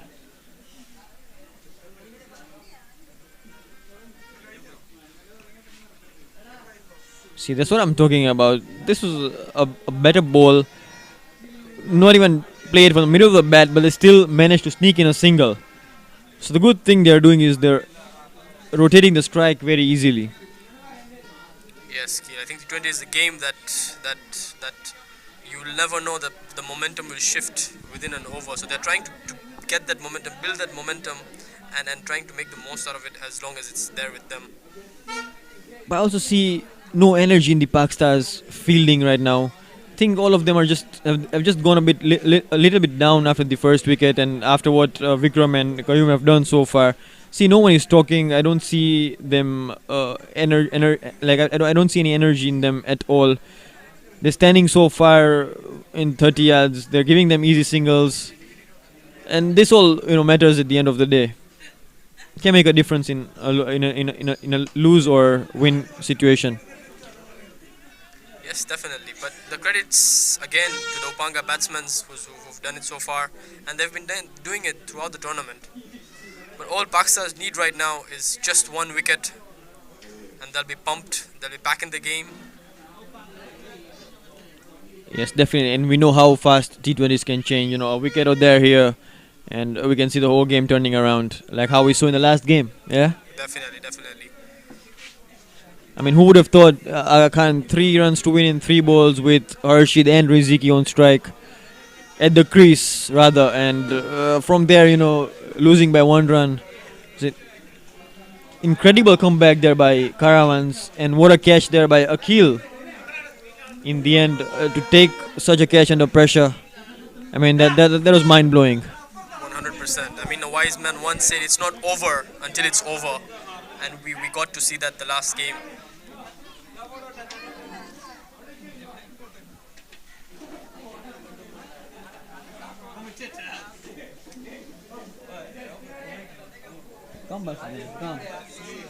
That's the end of the 4th over, and Upanga cruising at 44 runs for the loss of 1 wicket. The current run rate is 11 and the required run rate is 6.5. So they're well off. They just need to continue, keep up the pace, keep up getting the shots, the runs. Again, change of bowling, and it's going to be Manzoor Ahmed for the first time today. Bangs it in short. Vikram cuts it in the gap for a single. Manzoor Ahmed, the man from Jammu and Kashmir, who has also been selected in the Punjab Kings squad way back in 2018. He had not played any game in the IPL but was in the squad. Has spent a good amount of time with the Punjab Kings camp there in 2018. And today is here in Dar es Salaam playing with us in the most exciting tournament of Tanzania, the Caravans Cup, playing for the Harab Motors Pak Stars, known for hitting maximum and huge sixes, rather, I would say.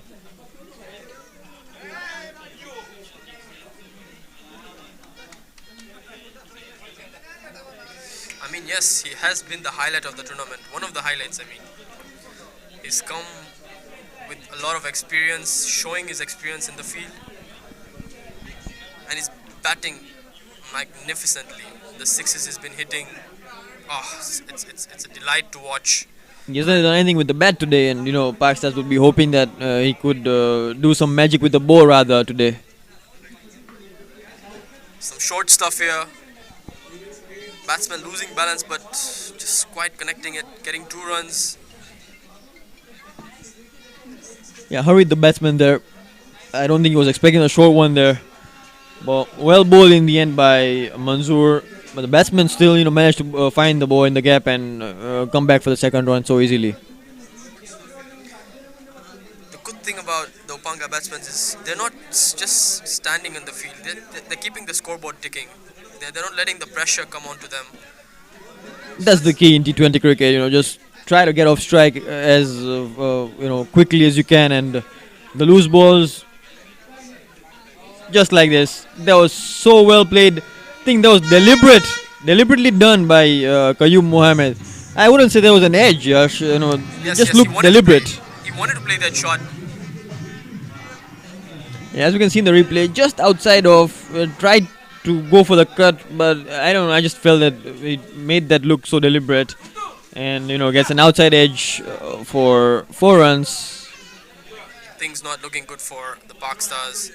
And that's 50 up, by the way, for Upanga, just in the 5th over. 2 more balls to go for the end of the 5th over. What a start they had.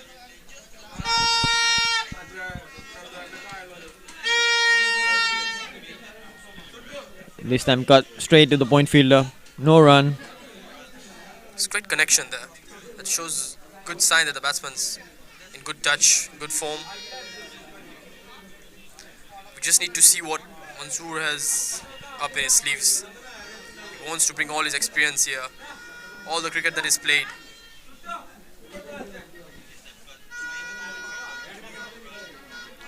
Digs it in short, and Qayyum does not get any connection on that. Manzoor Ahmed will finish with the dot ball, and at the end of the first 5 overs, Upanga 51 for 1. I think Upanga will be delighted with this partnership after the fall of the first wicket of Yeah, I mean, what a great comeback Upanga had as well, after losing their captain Asuri in the first ball of the innings in such an important encounter, and coming back from there, 51 for 1, first 5 overs, I think they would take that. It's last over of the power play. And up comes Muhammad Adil to bowl the last ball of the power play. Oh, look at him, he's desperate for a wicket. They're all desperate for a wicket.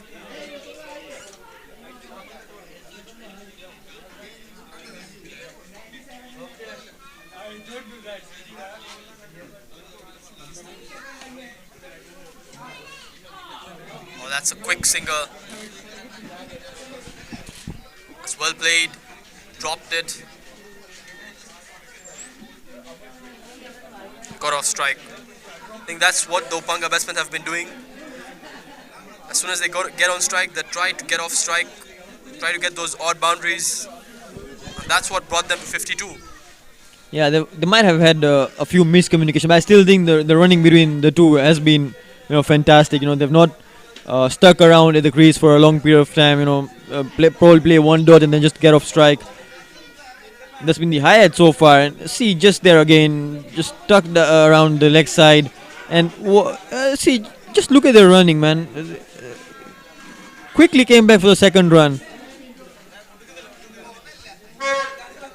Really, really, really good cricket this by the two Upanga batsmen so far.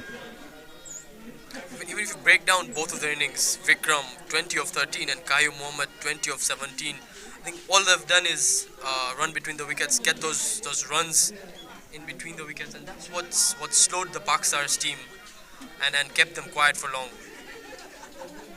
And a loose ball, here and there. They've made sure that they capitalize on the loose ones. Again, easy single down to long on. Raymond Francis will do the cleaning up there.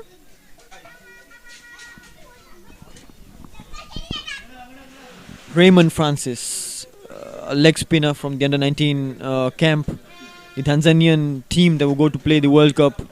One of the most important bowlers in the team as well. Quick leg spinner.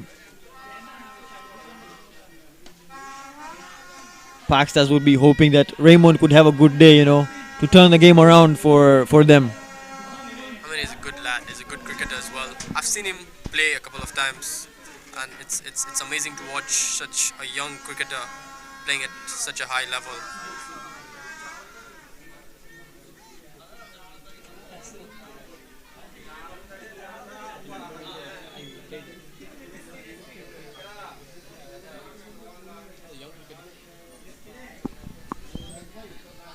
Vikram just taking a bit of his time there. Getting back to the zone.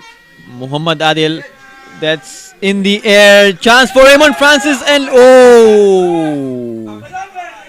How decisive could this moment be in the game? The ball was in the air for quite a few, seconds.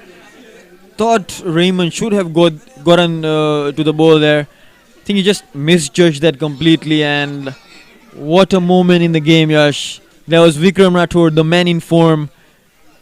And, I could say maybe was it commentator's curse? I'm not sure, but we're just talking about how good Raymond Francis has been so far. And, whew. And that's 4 runs. Nicely cut away.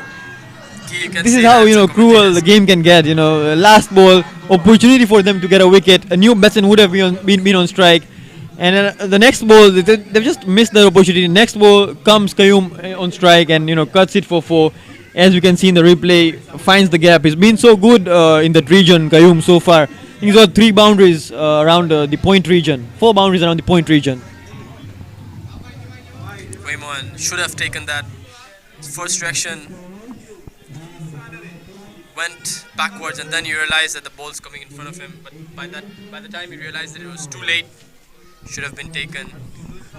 So what a power play! First ball, they lost the captain in Asuri Rajendra, and after that, it's all Vikram Rathore and Qayyum Mohammed. 64-1 at the end of 6 overs, and spin introduced straight away by Park Stars, and the most experienced bowler in the team, Muhammad Ali.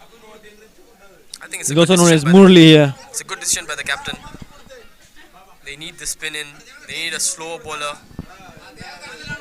Someone who can turn the ball. Yeah, we saw the complete opposite from Upanga. They'd actually introduced spinners from the power play, and majority of the bowlers and their overs were bowled by spin rather. Ajay Yadav, Sanjay Bo, Masuri Rajendra, Qayyum Mohammed, 4 quality spinners. And that's what I think one of the reasons why they managed to keep Park Stars down below 150. Spin, I think, would play a key role in this game as well. 4 overs from Murli, 4 overs probably from Raymond. Can be decisive, I think. Yep. The 8-over spell would be a game changer. They just need to bowl on the spots, get the ball turning, and hoping the batsman to play something they shouldn't play, give away their wicket. Murli on to his second ball.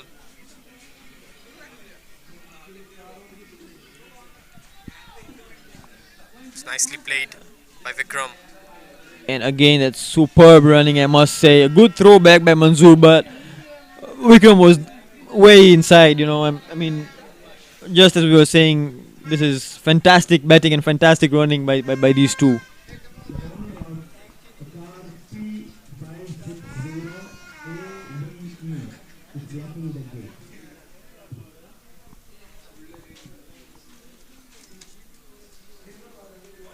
Swept, but there's a fielder there. There's protection, and Raymond collects it beautifully. So it was wide of the keeper, but that's good keeping, good take by Moody.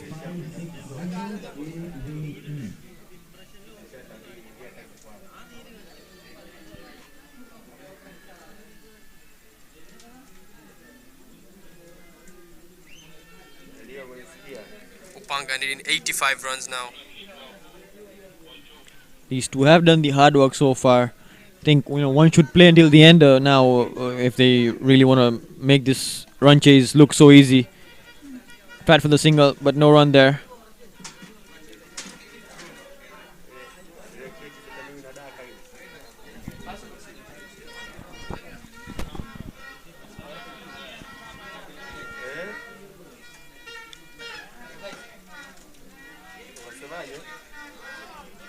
Qayyum hitting it to long off. I think they've expanded their ranges of shots. They've stayed on the crease for quite a long time. It's 6 overs now, and they look pretty comfortable out there, both of them. Just to remind our viewers, this is a high-stakes eliminator clash where Rahupanga is taking on Hara Motors Park Stars, and the equation is quite simple. You win and you live to fight another day, and if you lose, you're heading back home. Winner of this eliminators will play Aga Khan tomorrow for the qualifier 2.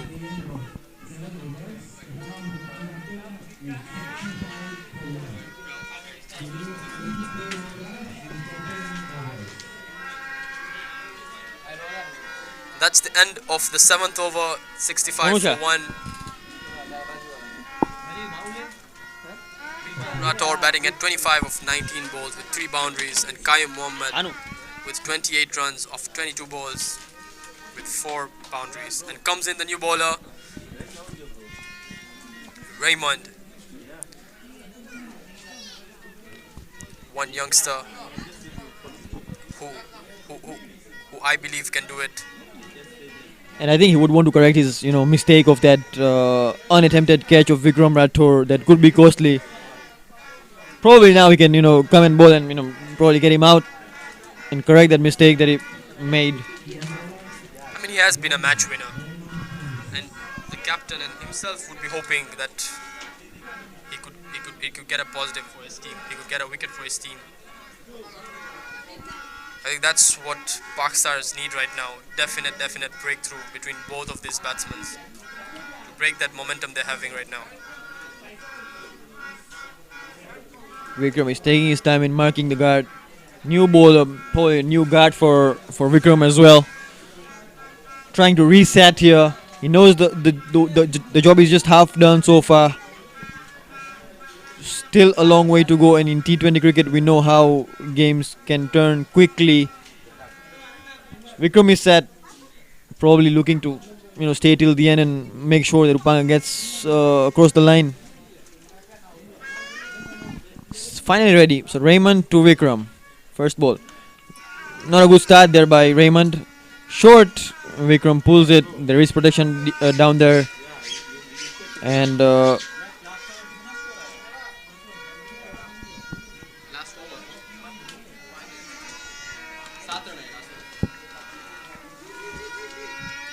talk about the captain making changes. I mean, Keel, they've used 6 bowlers within the 7 overs. What do you think about that? I think that's what pressure makes any team do. The way these two batsmen have batted, they've put the pressure back on Park Stars and have made them forcefully change around their bowlers, try and do something different. Definitely making them uncomfortable, but the batsmen show no signs of being uncomfortable. They're in the zone, they're hitting the ball within the 6 inches, getting those runs, getting off strike pretty easily.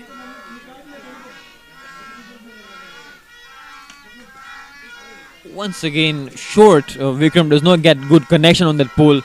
Still managed to get away with a single. So Raymond so far in the first 3 balls has looked a bit rusty. He's been bowling a bit short in the first 3 balls. But he's a very good bowler. And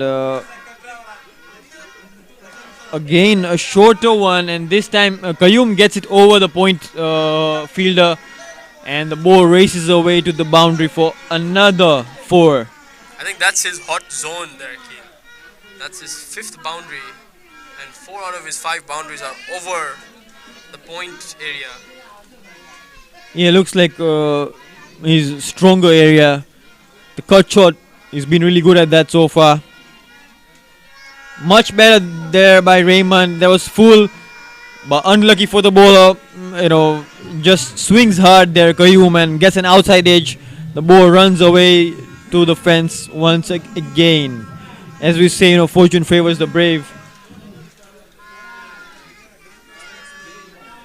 There you can see the keeper, Modi, just encouraging Raymond. I think he's a senior player. They both know each other well. Much better. Ball. That's much better from Raymond, outside of making the batsman drive forward. Again, well played there by Qayyum, and make sure that he gets off strike. Another, great over by Upanga. 77 for 1 now after the end of 8 overs. Raymond, I think the change did not work. 12 runs of the over.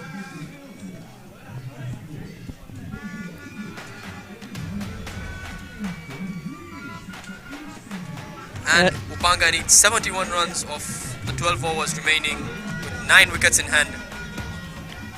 This looks like an easy ride now. Credits to the two batsmen at the crease right now. The way they've handled the chase after losing the wicket on the first ball. That's what experience makes you do. Vikram Rathore has been around, been playing around for almost a decade now. In Tanzania, and he knows exactly how the situations are, how the conditions are, and he knows how to play according to them. And that's what he has done. That's what experienced players do. So what an innings this has been by Vikram Rathore. Just to remind you that the winner of today's game would be facing Aga Khan tomorrow at 2:45, live from Gymkhana Cricket Ground. Murli to continue to Qayyum Ahmed. It's beautifully dabbed, square leg. Nicely collected by Mudassar. Mentioning about tomorrow, we'd also like to highlight the Lions Club's incredible work in promoting blood donation. So if you're going to be around here tomorrow around Gymkhana Club, then do make sure that, because just one donation can save up to 3 lives. So if you're fit and you're able to donate blood, then please do so. And please be the reason someone gets a second chance. What another initiative Lions Cricket has been doing, and is going to do the blood donation. And a good initiative to the noble cause of saving the environment, saving lives.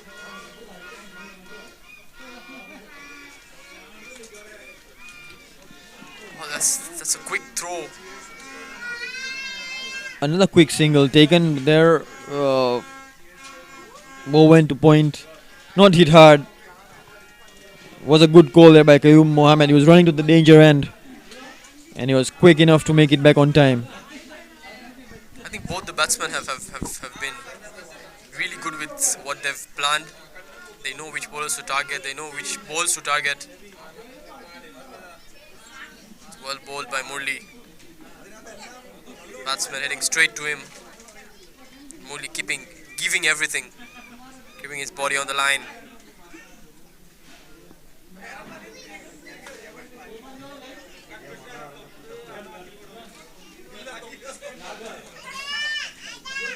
What's the chance? Oh, it's lucky, very lucky for Qayyum Mohammed. Edges it, but just falls wide of the point fielder. Ivan was a great fielder. He dived, but the ball was way far. 50-50 chances. As a Pakistan's player, you would want that to go your way, but luckily this time for Upanga that the ball did not go into Ivan's hand, and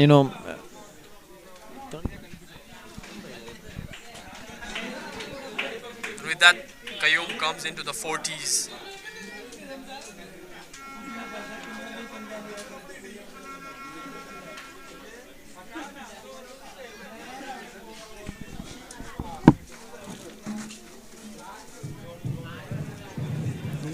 End of the 9th over. Raha Upanga Club 82 for the loss of 1 wicket. I think both of these batsmen have been batting with responsibility. And what a stage, what a match to show their experience. But they know that the job's not yet done. And on coming Zafar, a bowling change. Zafar's also known to hit the ball hard. He's played cricket for a long time in Tanzania, so he knows what the pitch does, he knows the conditions as well. He also knows both of the batsmen. So one skill of Zafar Khan is, he can bowl a leg spinner, he can bowl an off spinner. So depending on the batsman, probably we'll see him bowling many off spinners to the lefty, just like that, and probably more of leggies to the righty. That's one key skill that Zafar Khan possesses. The last time these both teams encountered, Zafar scored a magnificent 80. But this time, he would want to do it with the ball in his hand.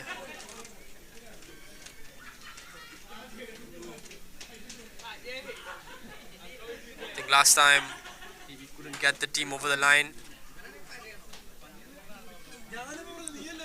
It's beautifully bowled, but even a better shot by Vikram. Just guided it behind.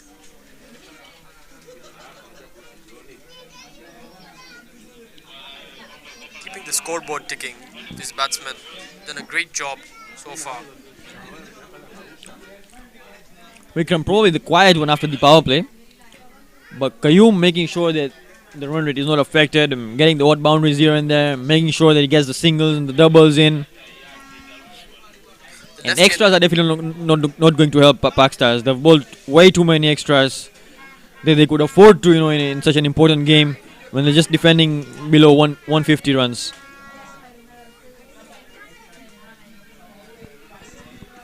Swept and swept well. 4 runs there. They'll get all of it. I also think that the lefty-righty combination has played its part. I think that's what's frustrating the bowlers, to get that line.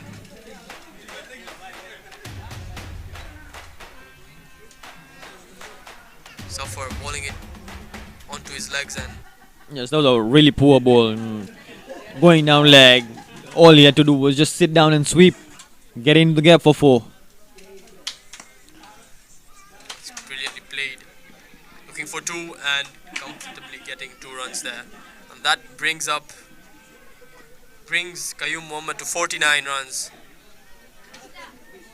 How sensible this batting is, getting a boundary and then just trying to tuck away the ball for a single, probably 2 if possible, and it's a great running between, by these two.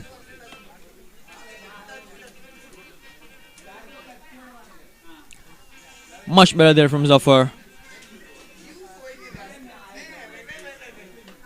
So Qayyum on 49. He would get the single. There will be a 50 in an important game for Qayyum Mohammed. Raises the bat. Definitely a well-worked 50, a well-deserved 50 as well. After the fall of first wicket and the first ball. The dugout there of Upanga, standing out, applauding this beautiful knock by Qayyum. What an important knock in the context of the game. That's the end of the 10th over. Strategic Siet timeout.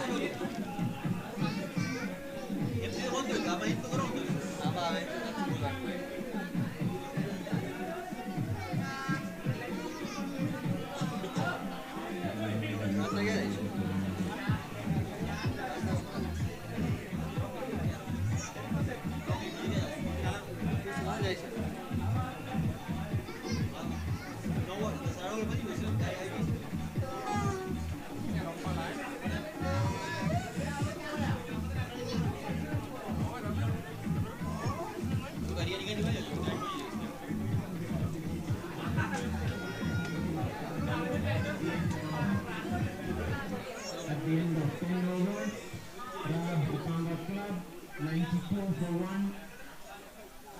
They need another 56 runs in the remaining 10 overs. Batters on 3, Vikram Rathore playing on 29 of 25 balls. Tayyib Mohammed 50 of 34 balls.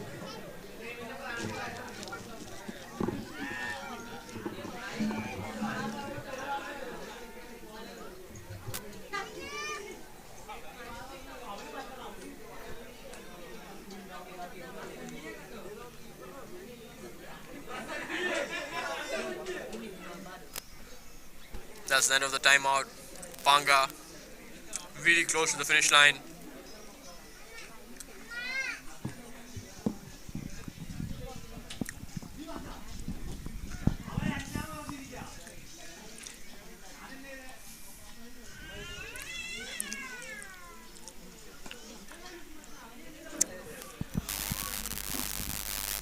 Misfielded.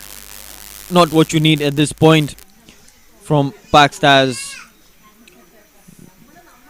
See, I just don't see any energy amongst the fielders, and they're just. I think they've just already given away the game to Panga. They've been quiet pretty far.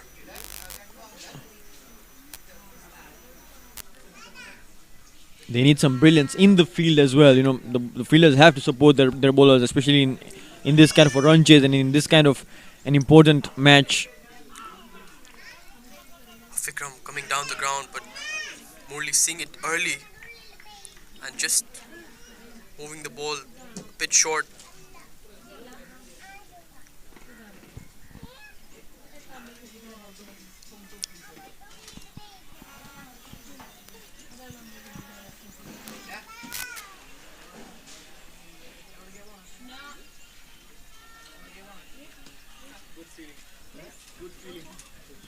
Kane brilliantly playing with the field. Throw just not quite up to the mark, and they get too comfortably. I'll mention once again, the running between these two has been incredibly, incredible. Well, these two have run. I think that has been the turning point as well. They might have hit the boundaries, but the running and being off strike every now and then, just like that, has aided them in their innings so far, especially Qayyum Mohammed. Definitely, both the batsmen playing with the gaps, getting those easy runs here and there, keeping the scoreboard ticking. That's what's brought them over here. That's what's brought Upanga in a very comfortable position.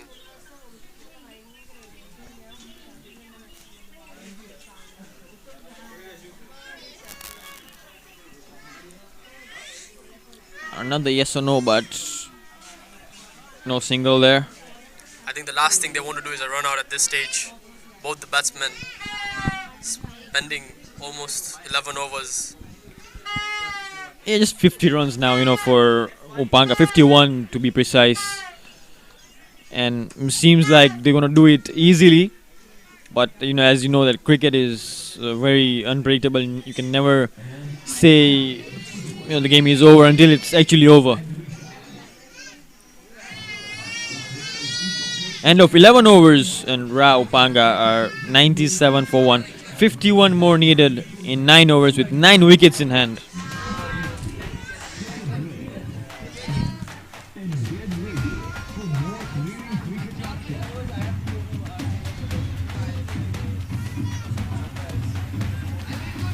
Raymond coming in for his second over. He'll be hoping for something magical in his over, hoping for a break, hoping for a wicket. Something that would bring Pak Stars back in the game. At the end of 11 overs, Upanga Club 97 for 1. 51 more runs in 9 overs.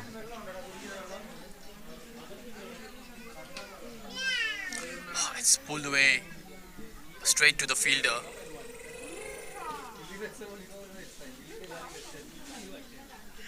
And reminding our audience that such a great initiative the Caravans have taken to plant the trees for every dot ball every 4, every 6 the cricketers hit in this tournament, and so far they have like around 900 trees already ready for planting. Yes, what an initiative that, by Caravans.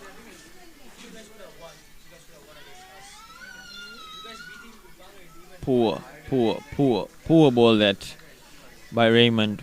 Lucky to not, get hit for 4. Vikram tried his best, but just did not get the right connection in that shot. But that was a really poor ball by Raymond.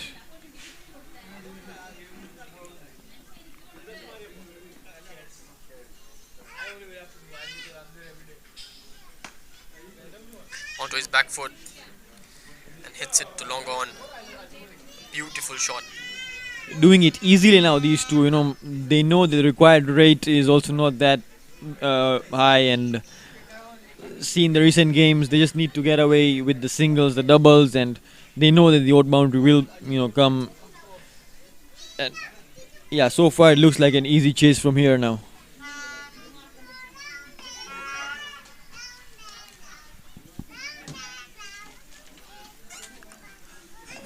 Yes, like you said, both of these batsmen making it look easy.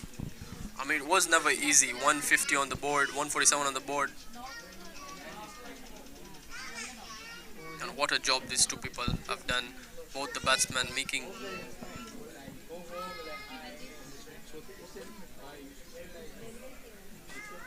Oh, it's a chance. Upish. And taken.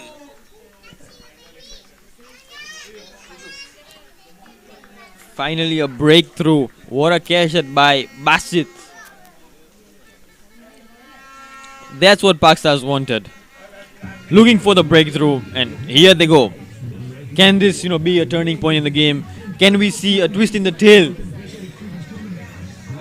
I think Paksas will be delighted for this wicket, and credits to Raymond. I still, to be honest, I still don't see that energy between the Paksas fielders. They still look like, they've already lost the game. Even after getting this wicket, I thought they should be, more pumped up, bring everyone together, have maybe a few words before they go in again, and try to turn things around from here.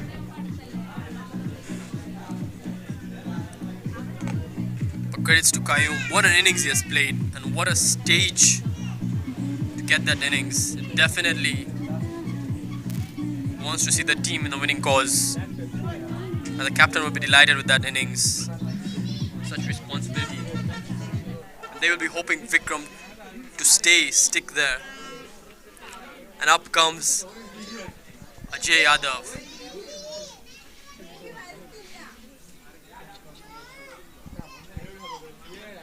Yeah, absolutely, man. What a fantastic innings by Qayyum Mohammed. 56 of 40 with 7 fours, strike rate of 140. T20 cricket at its best, chasing 150. And what a gem of an innings he has produced. Ajay Yadav off the mark, first ball.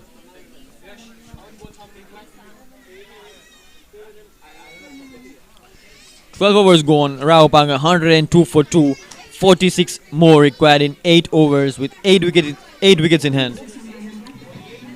Vikram Rathore, the man who is still batting out there on 32 from 30 balls. He's been quiet after the power play, but he's played a fantastic knock, let me tell you.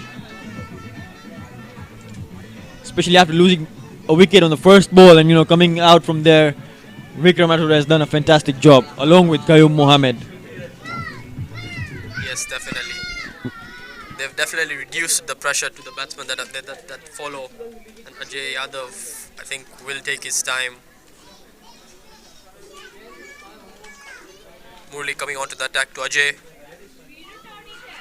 A chance for an appeal. A third time, and the umpire again not interested. Close LBW shout there by the bowler, the keeper, all of them went up. They were actually convinced, but the umpire says no, not out. Murli not happy at all. He thought that it should have been out, should have been given. Yeah, that looked very close, yes. That was a very close call by Murli. You can know why he was disappointed there. In his last over, Murli, he knows how crucial a wicket is here. Chance for a run out. That was close. But That Ajay manages to looked- get back onto his crease. Probably that would have saved him there. They looked really close. We can see there in the replay there. Looking to cut. There was no run there. Went straight to the fielder. Good pick up and throw by Ivan. Probably the dive would have saved him. Not out, says the most experienced umpire here in Tanzania, Mr. Adil Kasam. And that might have just woken up the Pak Stars. I think they're slowly getting back into the game. Yes, and that's what the bowlers need from their fielders. You know, what a fantastic pick up and throw there was from Ivan. Might not have been given out, but yeah, that's what they need from their fielders and from their bowlers at this stage. Pak Stars creating pressure on Ajay, but he manages to get off strike. I think Vikram has a bigger role to play right now. He needs to take his calm. He needs to take care of Ajay as well. Yeah, I think, you know, as long as Vikram is there in the crease, game still looks to be going towards Upanga.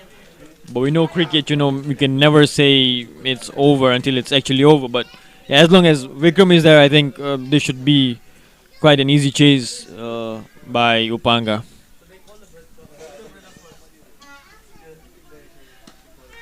That's a beautiful shot. Misfield and 2 runs. Just mentioning about the fielding there, you know, looked like they were coming back in the game just before 2-3 balls, and again another misfield that costed them an extra run. They do not have enough runs on the board. They actually cannot misfield like that. Oh, what a ball. If there was one person who could have done that, it was Murli. A peach of a delivery. What a way to finish a spell. What a delivery to get rid of Ajay Yadav, who has also been so good in this tournament. And what a way to get him out. Muhammad Ali, 4 overs, 1 for 19, and what a last ball he's just bowled there. Third wicket falls here for Rao Panga. 13 overs gone, 106 for 3. Can this be the turning point? He did look uncomfortable at the start, and Murli definitely knew that he was the batsman to aim for, and perfectly executed, which brings in Maker Mukesh, another experienced batsman.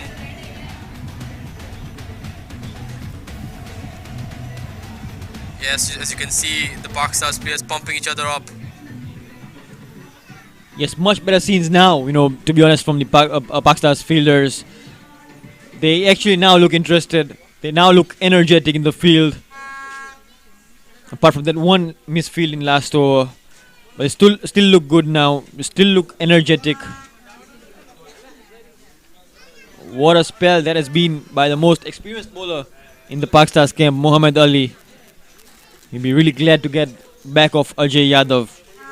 Definitely, Keel. And with every wicket falling, I think the role, the responsibility of Vikram just increases.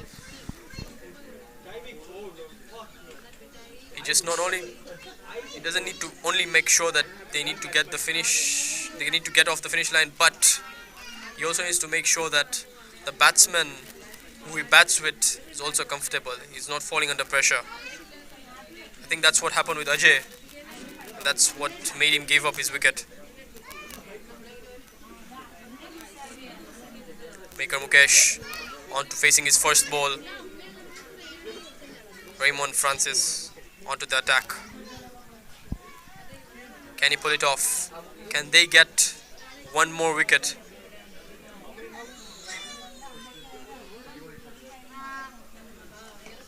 That's beautifully bowled. And with that, as you can see, the Pak Stars. We can now hear the fielders finally. All of them look pumped up, and that's the ball we required from Raymond. That's the Raymond we know actually. No chance for a double there. Fielded well by Manzoor. Does the cleaning up from the long off area. Make sure to keep the batsman for a single.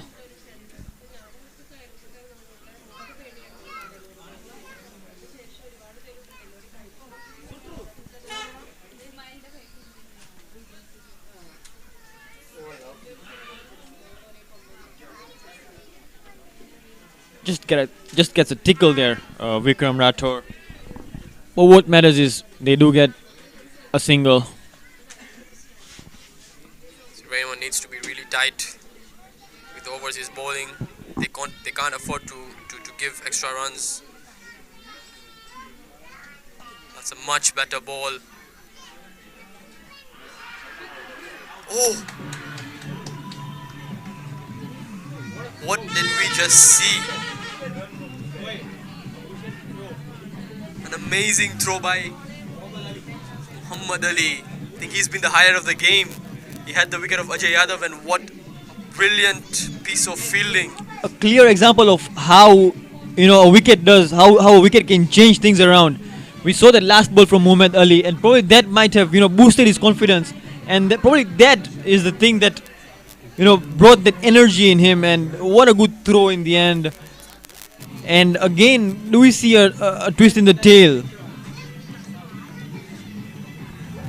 And the worst part is Vikram departs. Someone who's been standing there for 14 overs has to depart. Not the way he wanted to come out. Definitely disappointed. But what an innings he just played, Vikram Rathore. 35 of 33.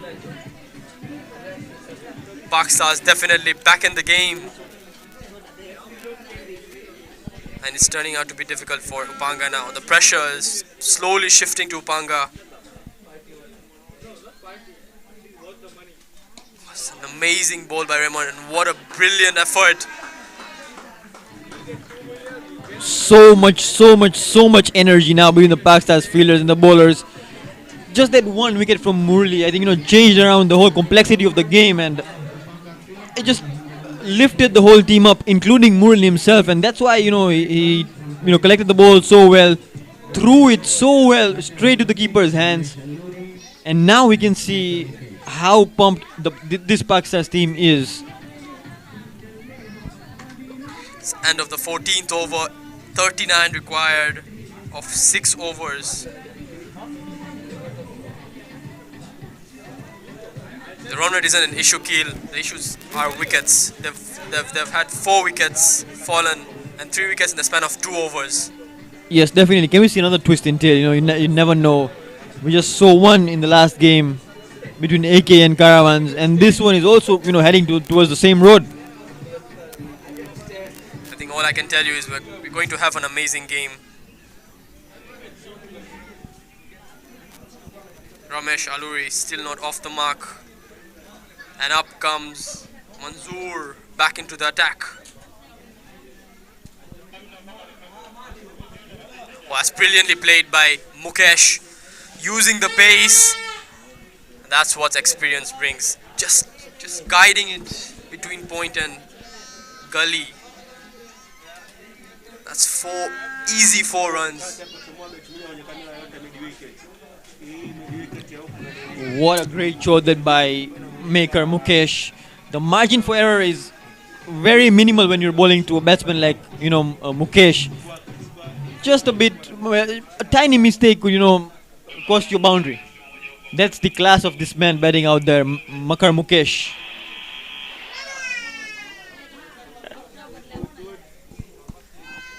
That's a much better ball by Manzoor.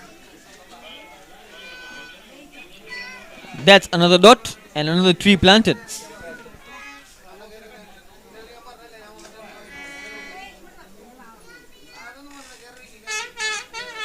The bowler is tightening the screws, and the nature is cashing in.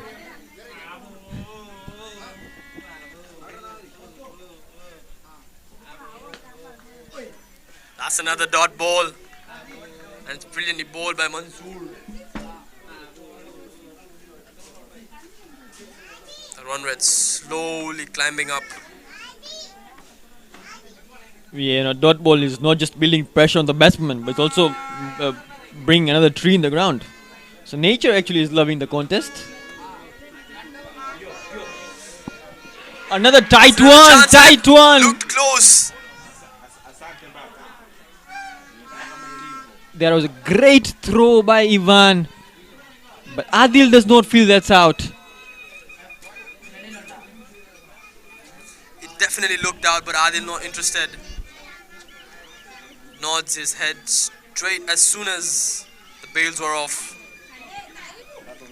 This is one of the most experienced umpire in Dar es Salaam, Tanzania. Pakistan is definitely not happy, and Upanga relieved by that decision. Definitely, definitely. You cannot afford another run out at this stage, in the game.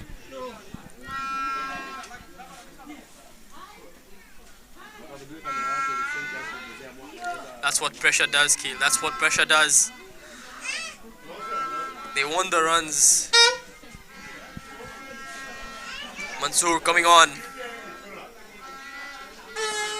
That's a beautiful ball. Straight to the fielder. Looking for two. Another yes and no between the two. But this time, they do make sure that it's not costing them a run out. This match is getting very, very, very tight. But remember, as tight as this match is, the Lions Club reminds us some battles are fought off the field. Like the fight to save lives through blood donation. And that is tomorrow.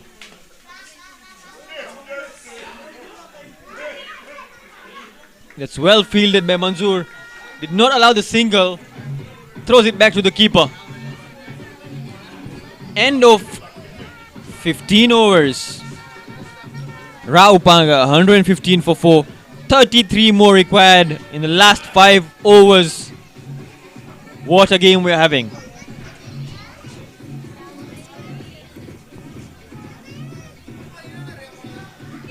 I mean, the last 4 overs have been the turning point, Keel. A game that looked that Upanga would have been winning easily now looks like a 50-50 chance for both the teams, and that's what cricket is. It's not over when it's over. Yeah, proper nail biter. Just what our viewers wanted.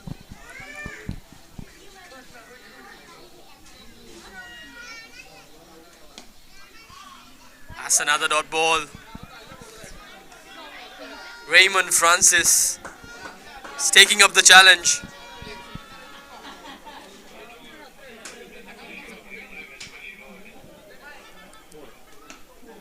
That's a good Well shot. played. But it's just going to be a single. Now. You can see the pressure is building in the Upanga dugout as well. We can see the players. Pakstars as well. Pressure both sides. There's a chance. An appeal. And once again, the umpire is not interested. Wow there. Raymond Francis, the wicket keeper. All go up. This looked very, very, very close. Umpire Adil Kasam says not out.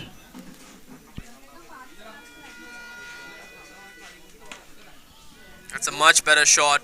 And well bowled by Raymond.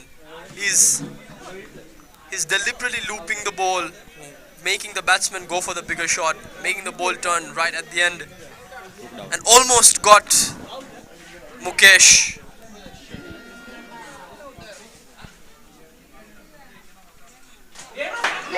Chance of a stumping, and what drama we are having over here.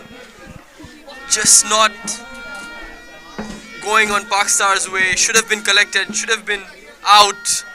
Unlucky for Raymond. How good has Raymond been after the first over?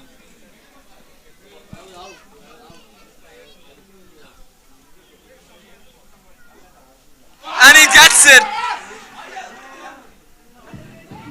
What drama are we having? What a lovely match this has been so far. Yes. And it's Yes, turning Mr. out to Stump. be a nail biter. Another huge call for ABW by Raymond. Probably just a bit high. on this occasion, and Adil Kasam once again nods his head, says not out. I mean, 16 overs gone. What an amazing spell by Raymond Gill. 22 runs, 1 wicket, but what good bowling the young lad has done. Especially after the way he bowled his first over, bowling short balls outside off, being hit away for a boundary or two, and then coming back 4 overs, 1 for 22. Amazing performance by Raymond. And not to forget, almost getting both the batsmen out. Indeed. Now the situation: 31 runs required, 4 overs, 6 wickets in hand. Park Stars pumped up. Upanga a bit under pressure now.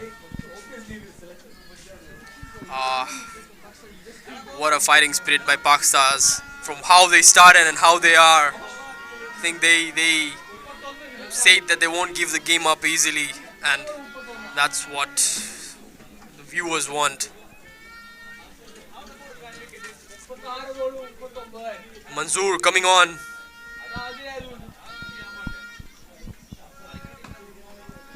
It's well played by Mukesh. Gets it away for a single. Run rate also now slowly increasing. 30 runs required in 3.5 overs. It is getting tight. Crowds on their feet, players on their toes. It's all happening here in Gymkhana.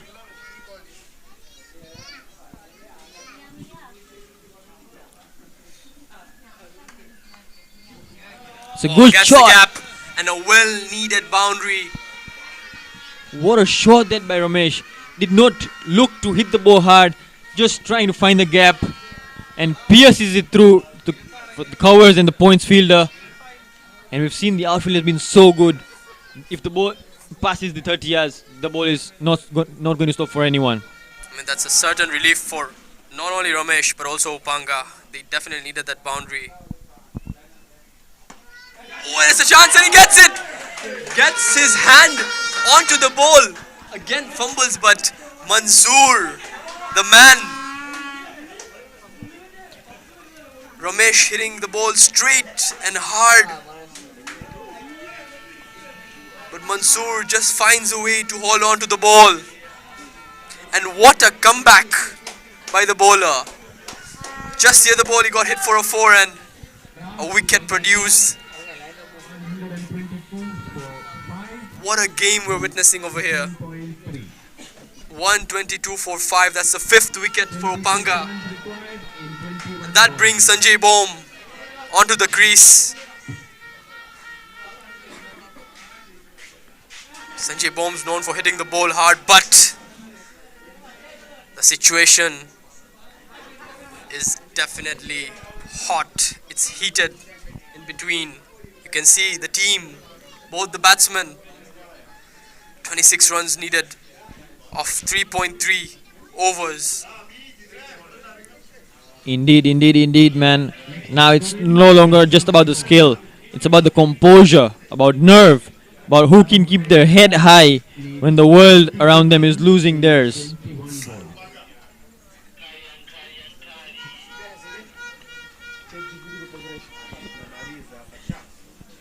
We've now reached that point in the match, where the heartbeats are quicker, the palms are sweatier, and the difference between victory and defeat might just come down to a single moment of brilliance, just like the one that we witnessed right now. That amazing catch by Manzoor. That should have been stopped. But look at Zamo giving it everything. He wants to win. That's an amazing shot by Bom.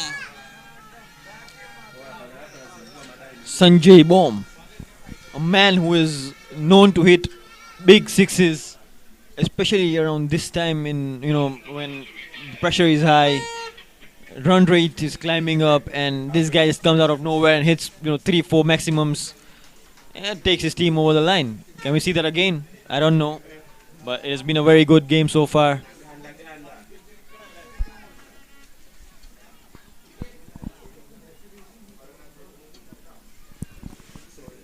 Started off well so far, Sanjay Bom. First ball getting 2 runs. Manzoor to Bom. Go short. In the gap. Yes, it is. It's in the gap. Well placed by Sanjay Bomb. And the ball races away for 4. We've seen how fast this outfield is.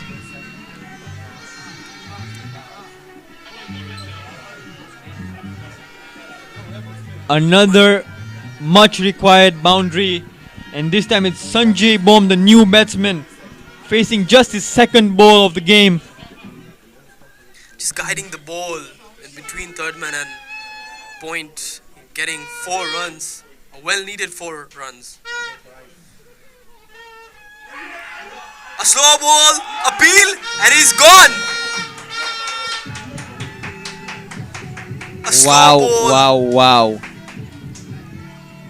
Sanjay Bomb. Sanjay Bomb, the man known to finish the game, just couldn't get bat on ball. The ball hitting the pads. A confident appeal, and the umpire raises his finger. Is there a twist in the tail? Aurobindo Club 128 for 6 in 17 overs. Made 20 runs in 3 overs. This is turning out to be an amazing game. It's turning out to be one of the great games of the tournaments. Sanjay Bomb, and again a boundary and the wicket the next ball. The crowd's loving it.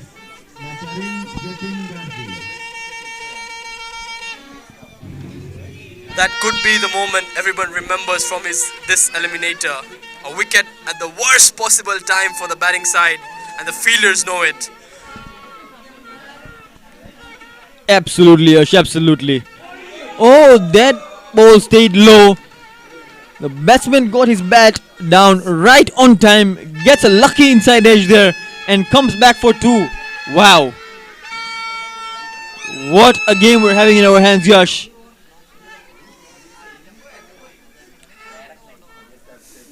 We can feel the atmosphere here. How tense things have become in the last 6 overs. We can see the Upanga dugout there. Everyone on their toes. The Pak Stars dugout. Look at the Pak Stars players. All of them standing on their toes. Everyone is feeling the pressure now. They all know how important the game is. Dot ball. Dot ball at this stage. 18 runs required. 16 balls. Can Mukesh pull it off? Not to forget Jatin Darji in to support him. And it's what a shot to play at this stage of the game. He saw the length ball pretty quickly and just stabs it to fine leg. That's the class of this man, Makar Mukesh. Just how well set down, saw the length early. And what a shot he played that for 4. After playing the shot, he just started, doing some few push-ups. What a man, this guy. Well, he's enjoying it. And we all are. And it's down to run a ball, Keel. What do you think? Still, a dot ball at this stage. It's like striking gold for the bowling side.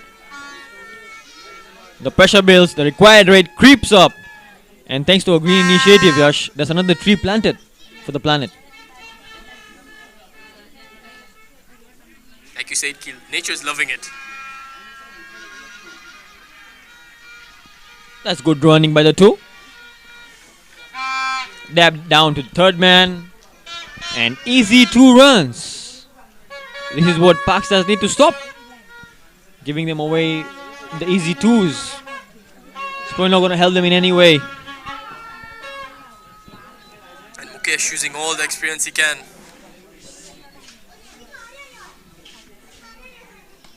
Oh, that's another good shot, but straight to the fielder. This time, just 1 run. And on comes Jatin Darji to face his first ball. But not just yet, it's over. And he will have to wait Well, now we can say the Upanga dugout might have just eased up a bit. 11 more required in the last 2 overs. Very good. As long as these two are still there at the crease, Makar Mukesh and Jatin Darji, the most experienced guy of all.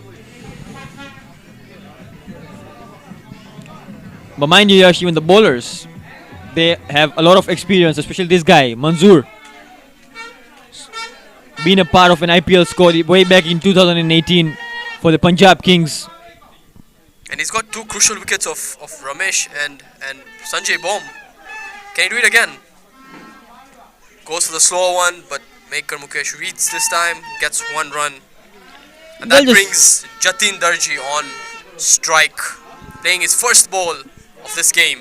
Yeah, I don't think they'll mind the single there, Upanga, because at this stage, even these small steps keep the scoreboard moving.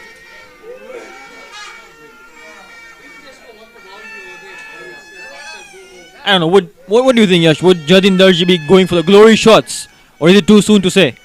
I mean, with the experience he has, he just want to just get off strike. And with that, a chance. And he misses. There was a definite chance of a run out. Mukesh giving everything. 100% on that dive. Keeping his body in the line. What a single that was, Yash. I can't even imagine taking a single like that at this stage. There's a very risky single there. Lucky Upanga to not have lost Mukesh over there, because that was a really, really, really risky single.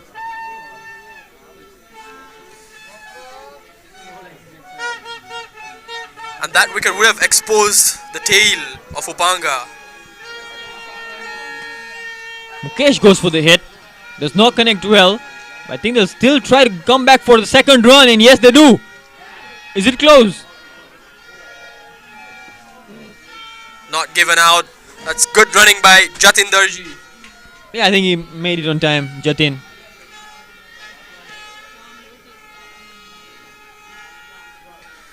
Now 7 runs required of just 9 deliveries. Can they finish it in this over only? You never know, 3 balls to go. If they can. The man himself, Makar Mukesh, on strike. And that's just dabbed away to short third for another single. Brings Jatin back on strike. One thing that I've noticed in Manzoor's bowling today is he's using a lot of slower balls, and it's been really effective for him. He's got those dots, and a crucial wicket of Sanjay Bomb. That's what experienced players do, yeah? I mean, the years of experience this guy has. And straight up, a chance. And that's 6 runs. And what a stage to hit this run. We were just talking about experience, about Manzoor. But don't forget the other guy on strike. He's as well experienced as that man is, Jatin Darji. Like you said, Keel, they could have finished it in this over, and Jatin Darji looks like he heard you. He definitely did. I actually thought 1 run was left, but okay. Sorry to our viewers, just 6 was needed. And that's what Jatin delivered. What a way to finish the game. And it's Upanga who get above the line and are going to be facing Aga Khan tomorrow live from Gymkhana at 2:45. But what a game we had today, Yash.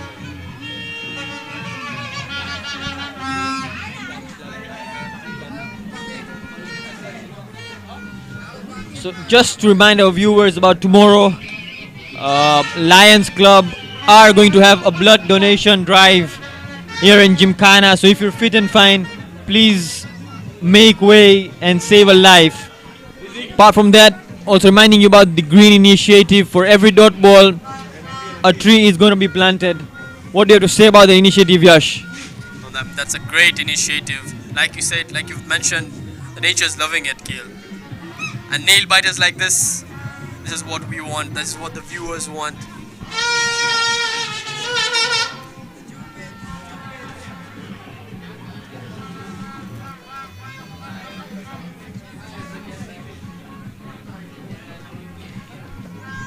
So, to our viewers, it's Upanga who have done it under immense pressure in a chase that swung, but they've held the nerve and they crossed the line. So it's going to be Upanga facing Aksc tomorrow, and it's the end of the road for Harab Motors. But what a tournament it has been for both of the teams. Hats off to Harab Motors as well. But yeah, one team was supposed to go to the next round, and that's Upanga in this case. And with that, that's the end of the game. This is me, Yash Irwania, and Keel Sujak signing off. Thank you, ladies and gentlemen.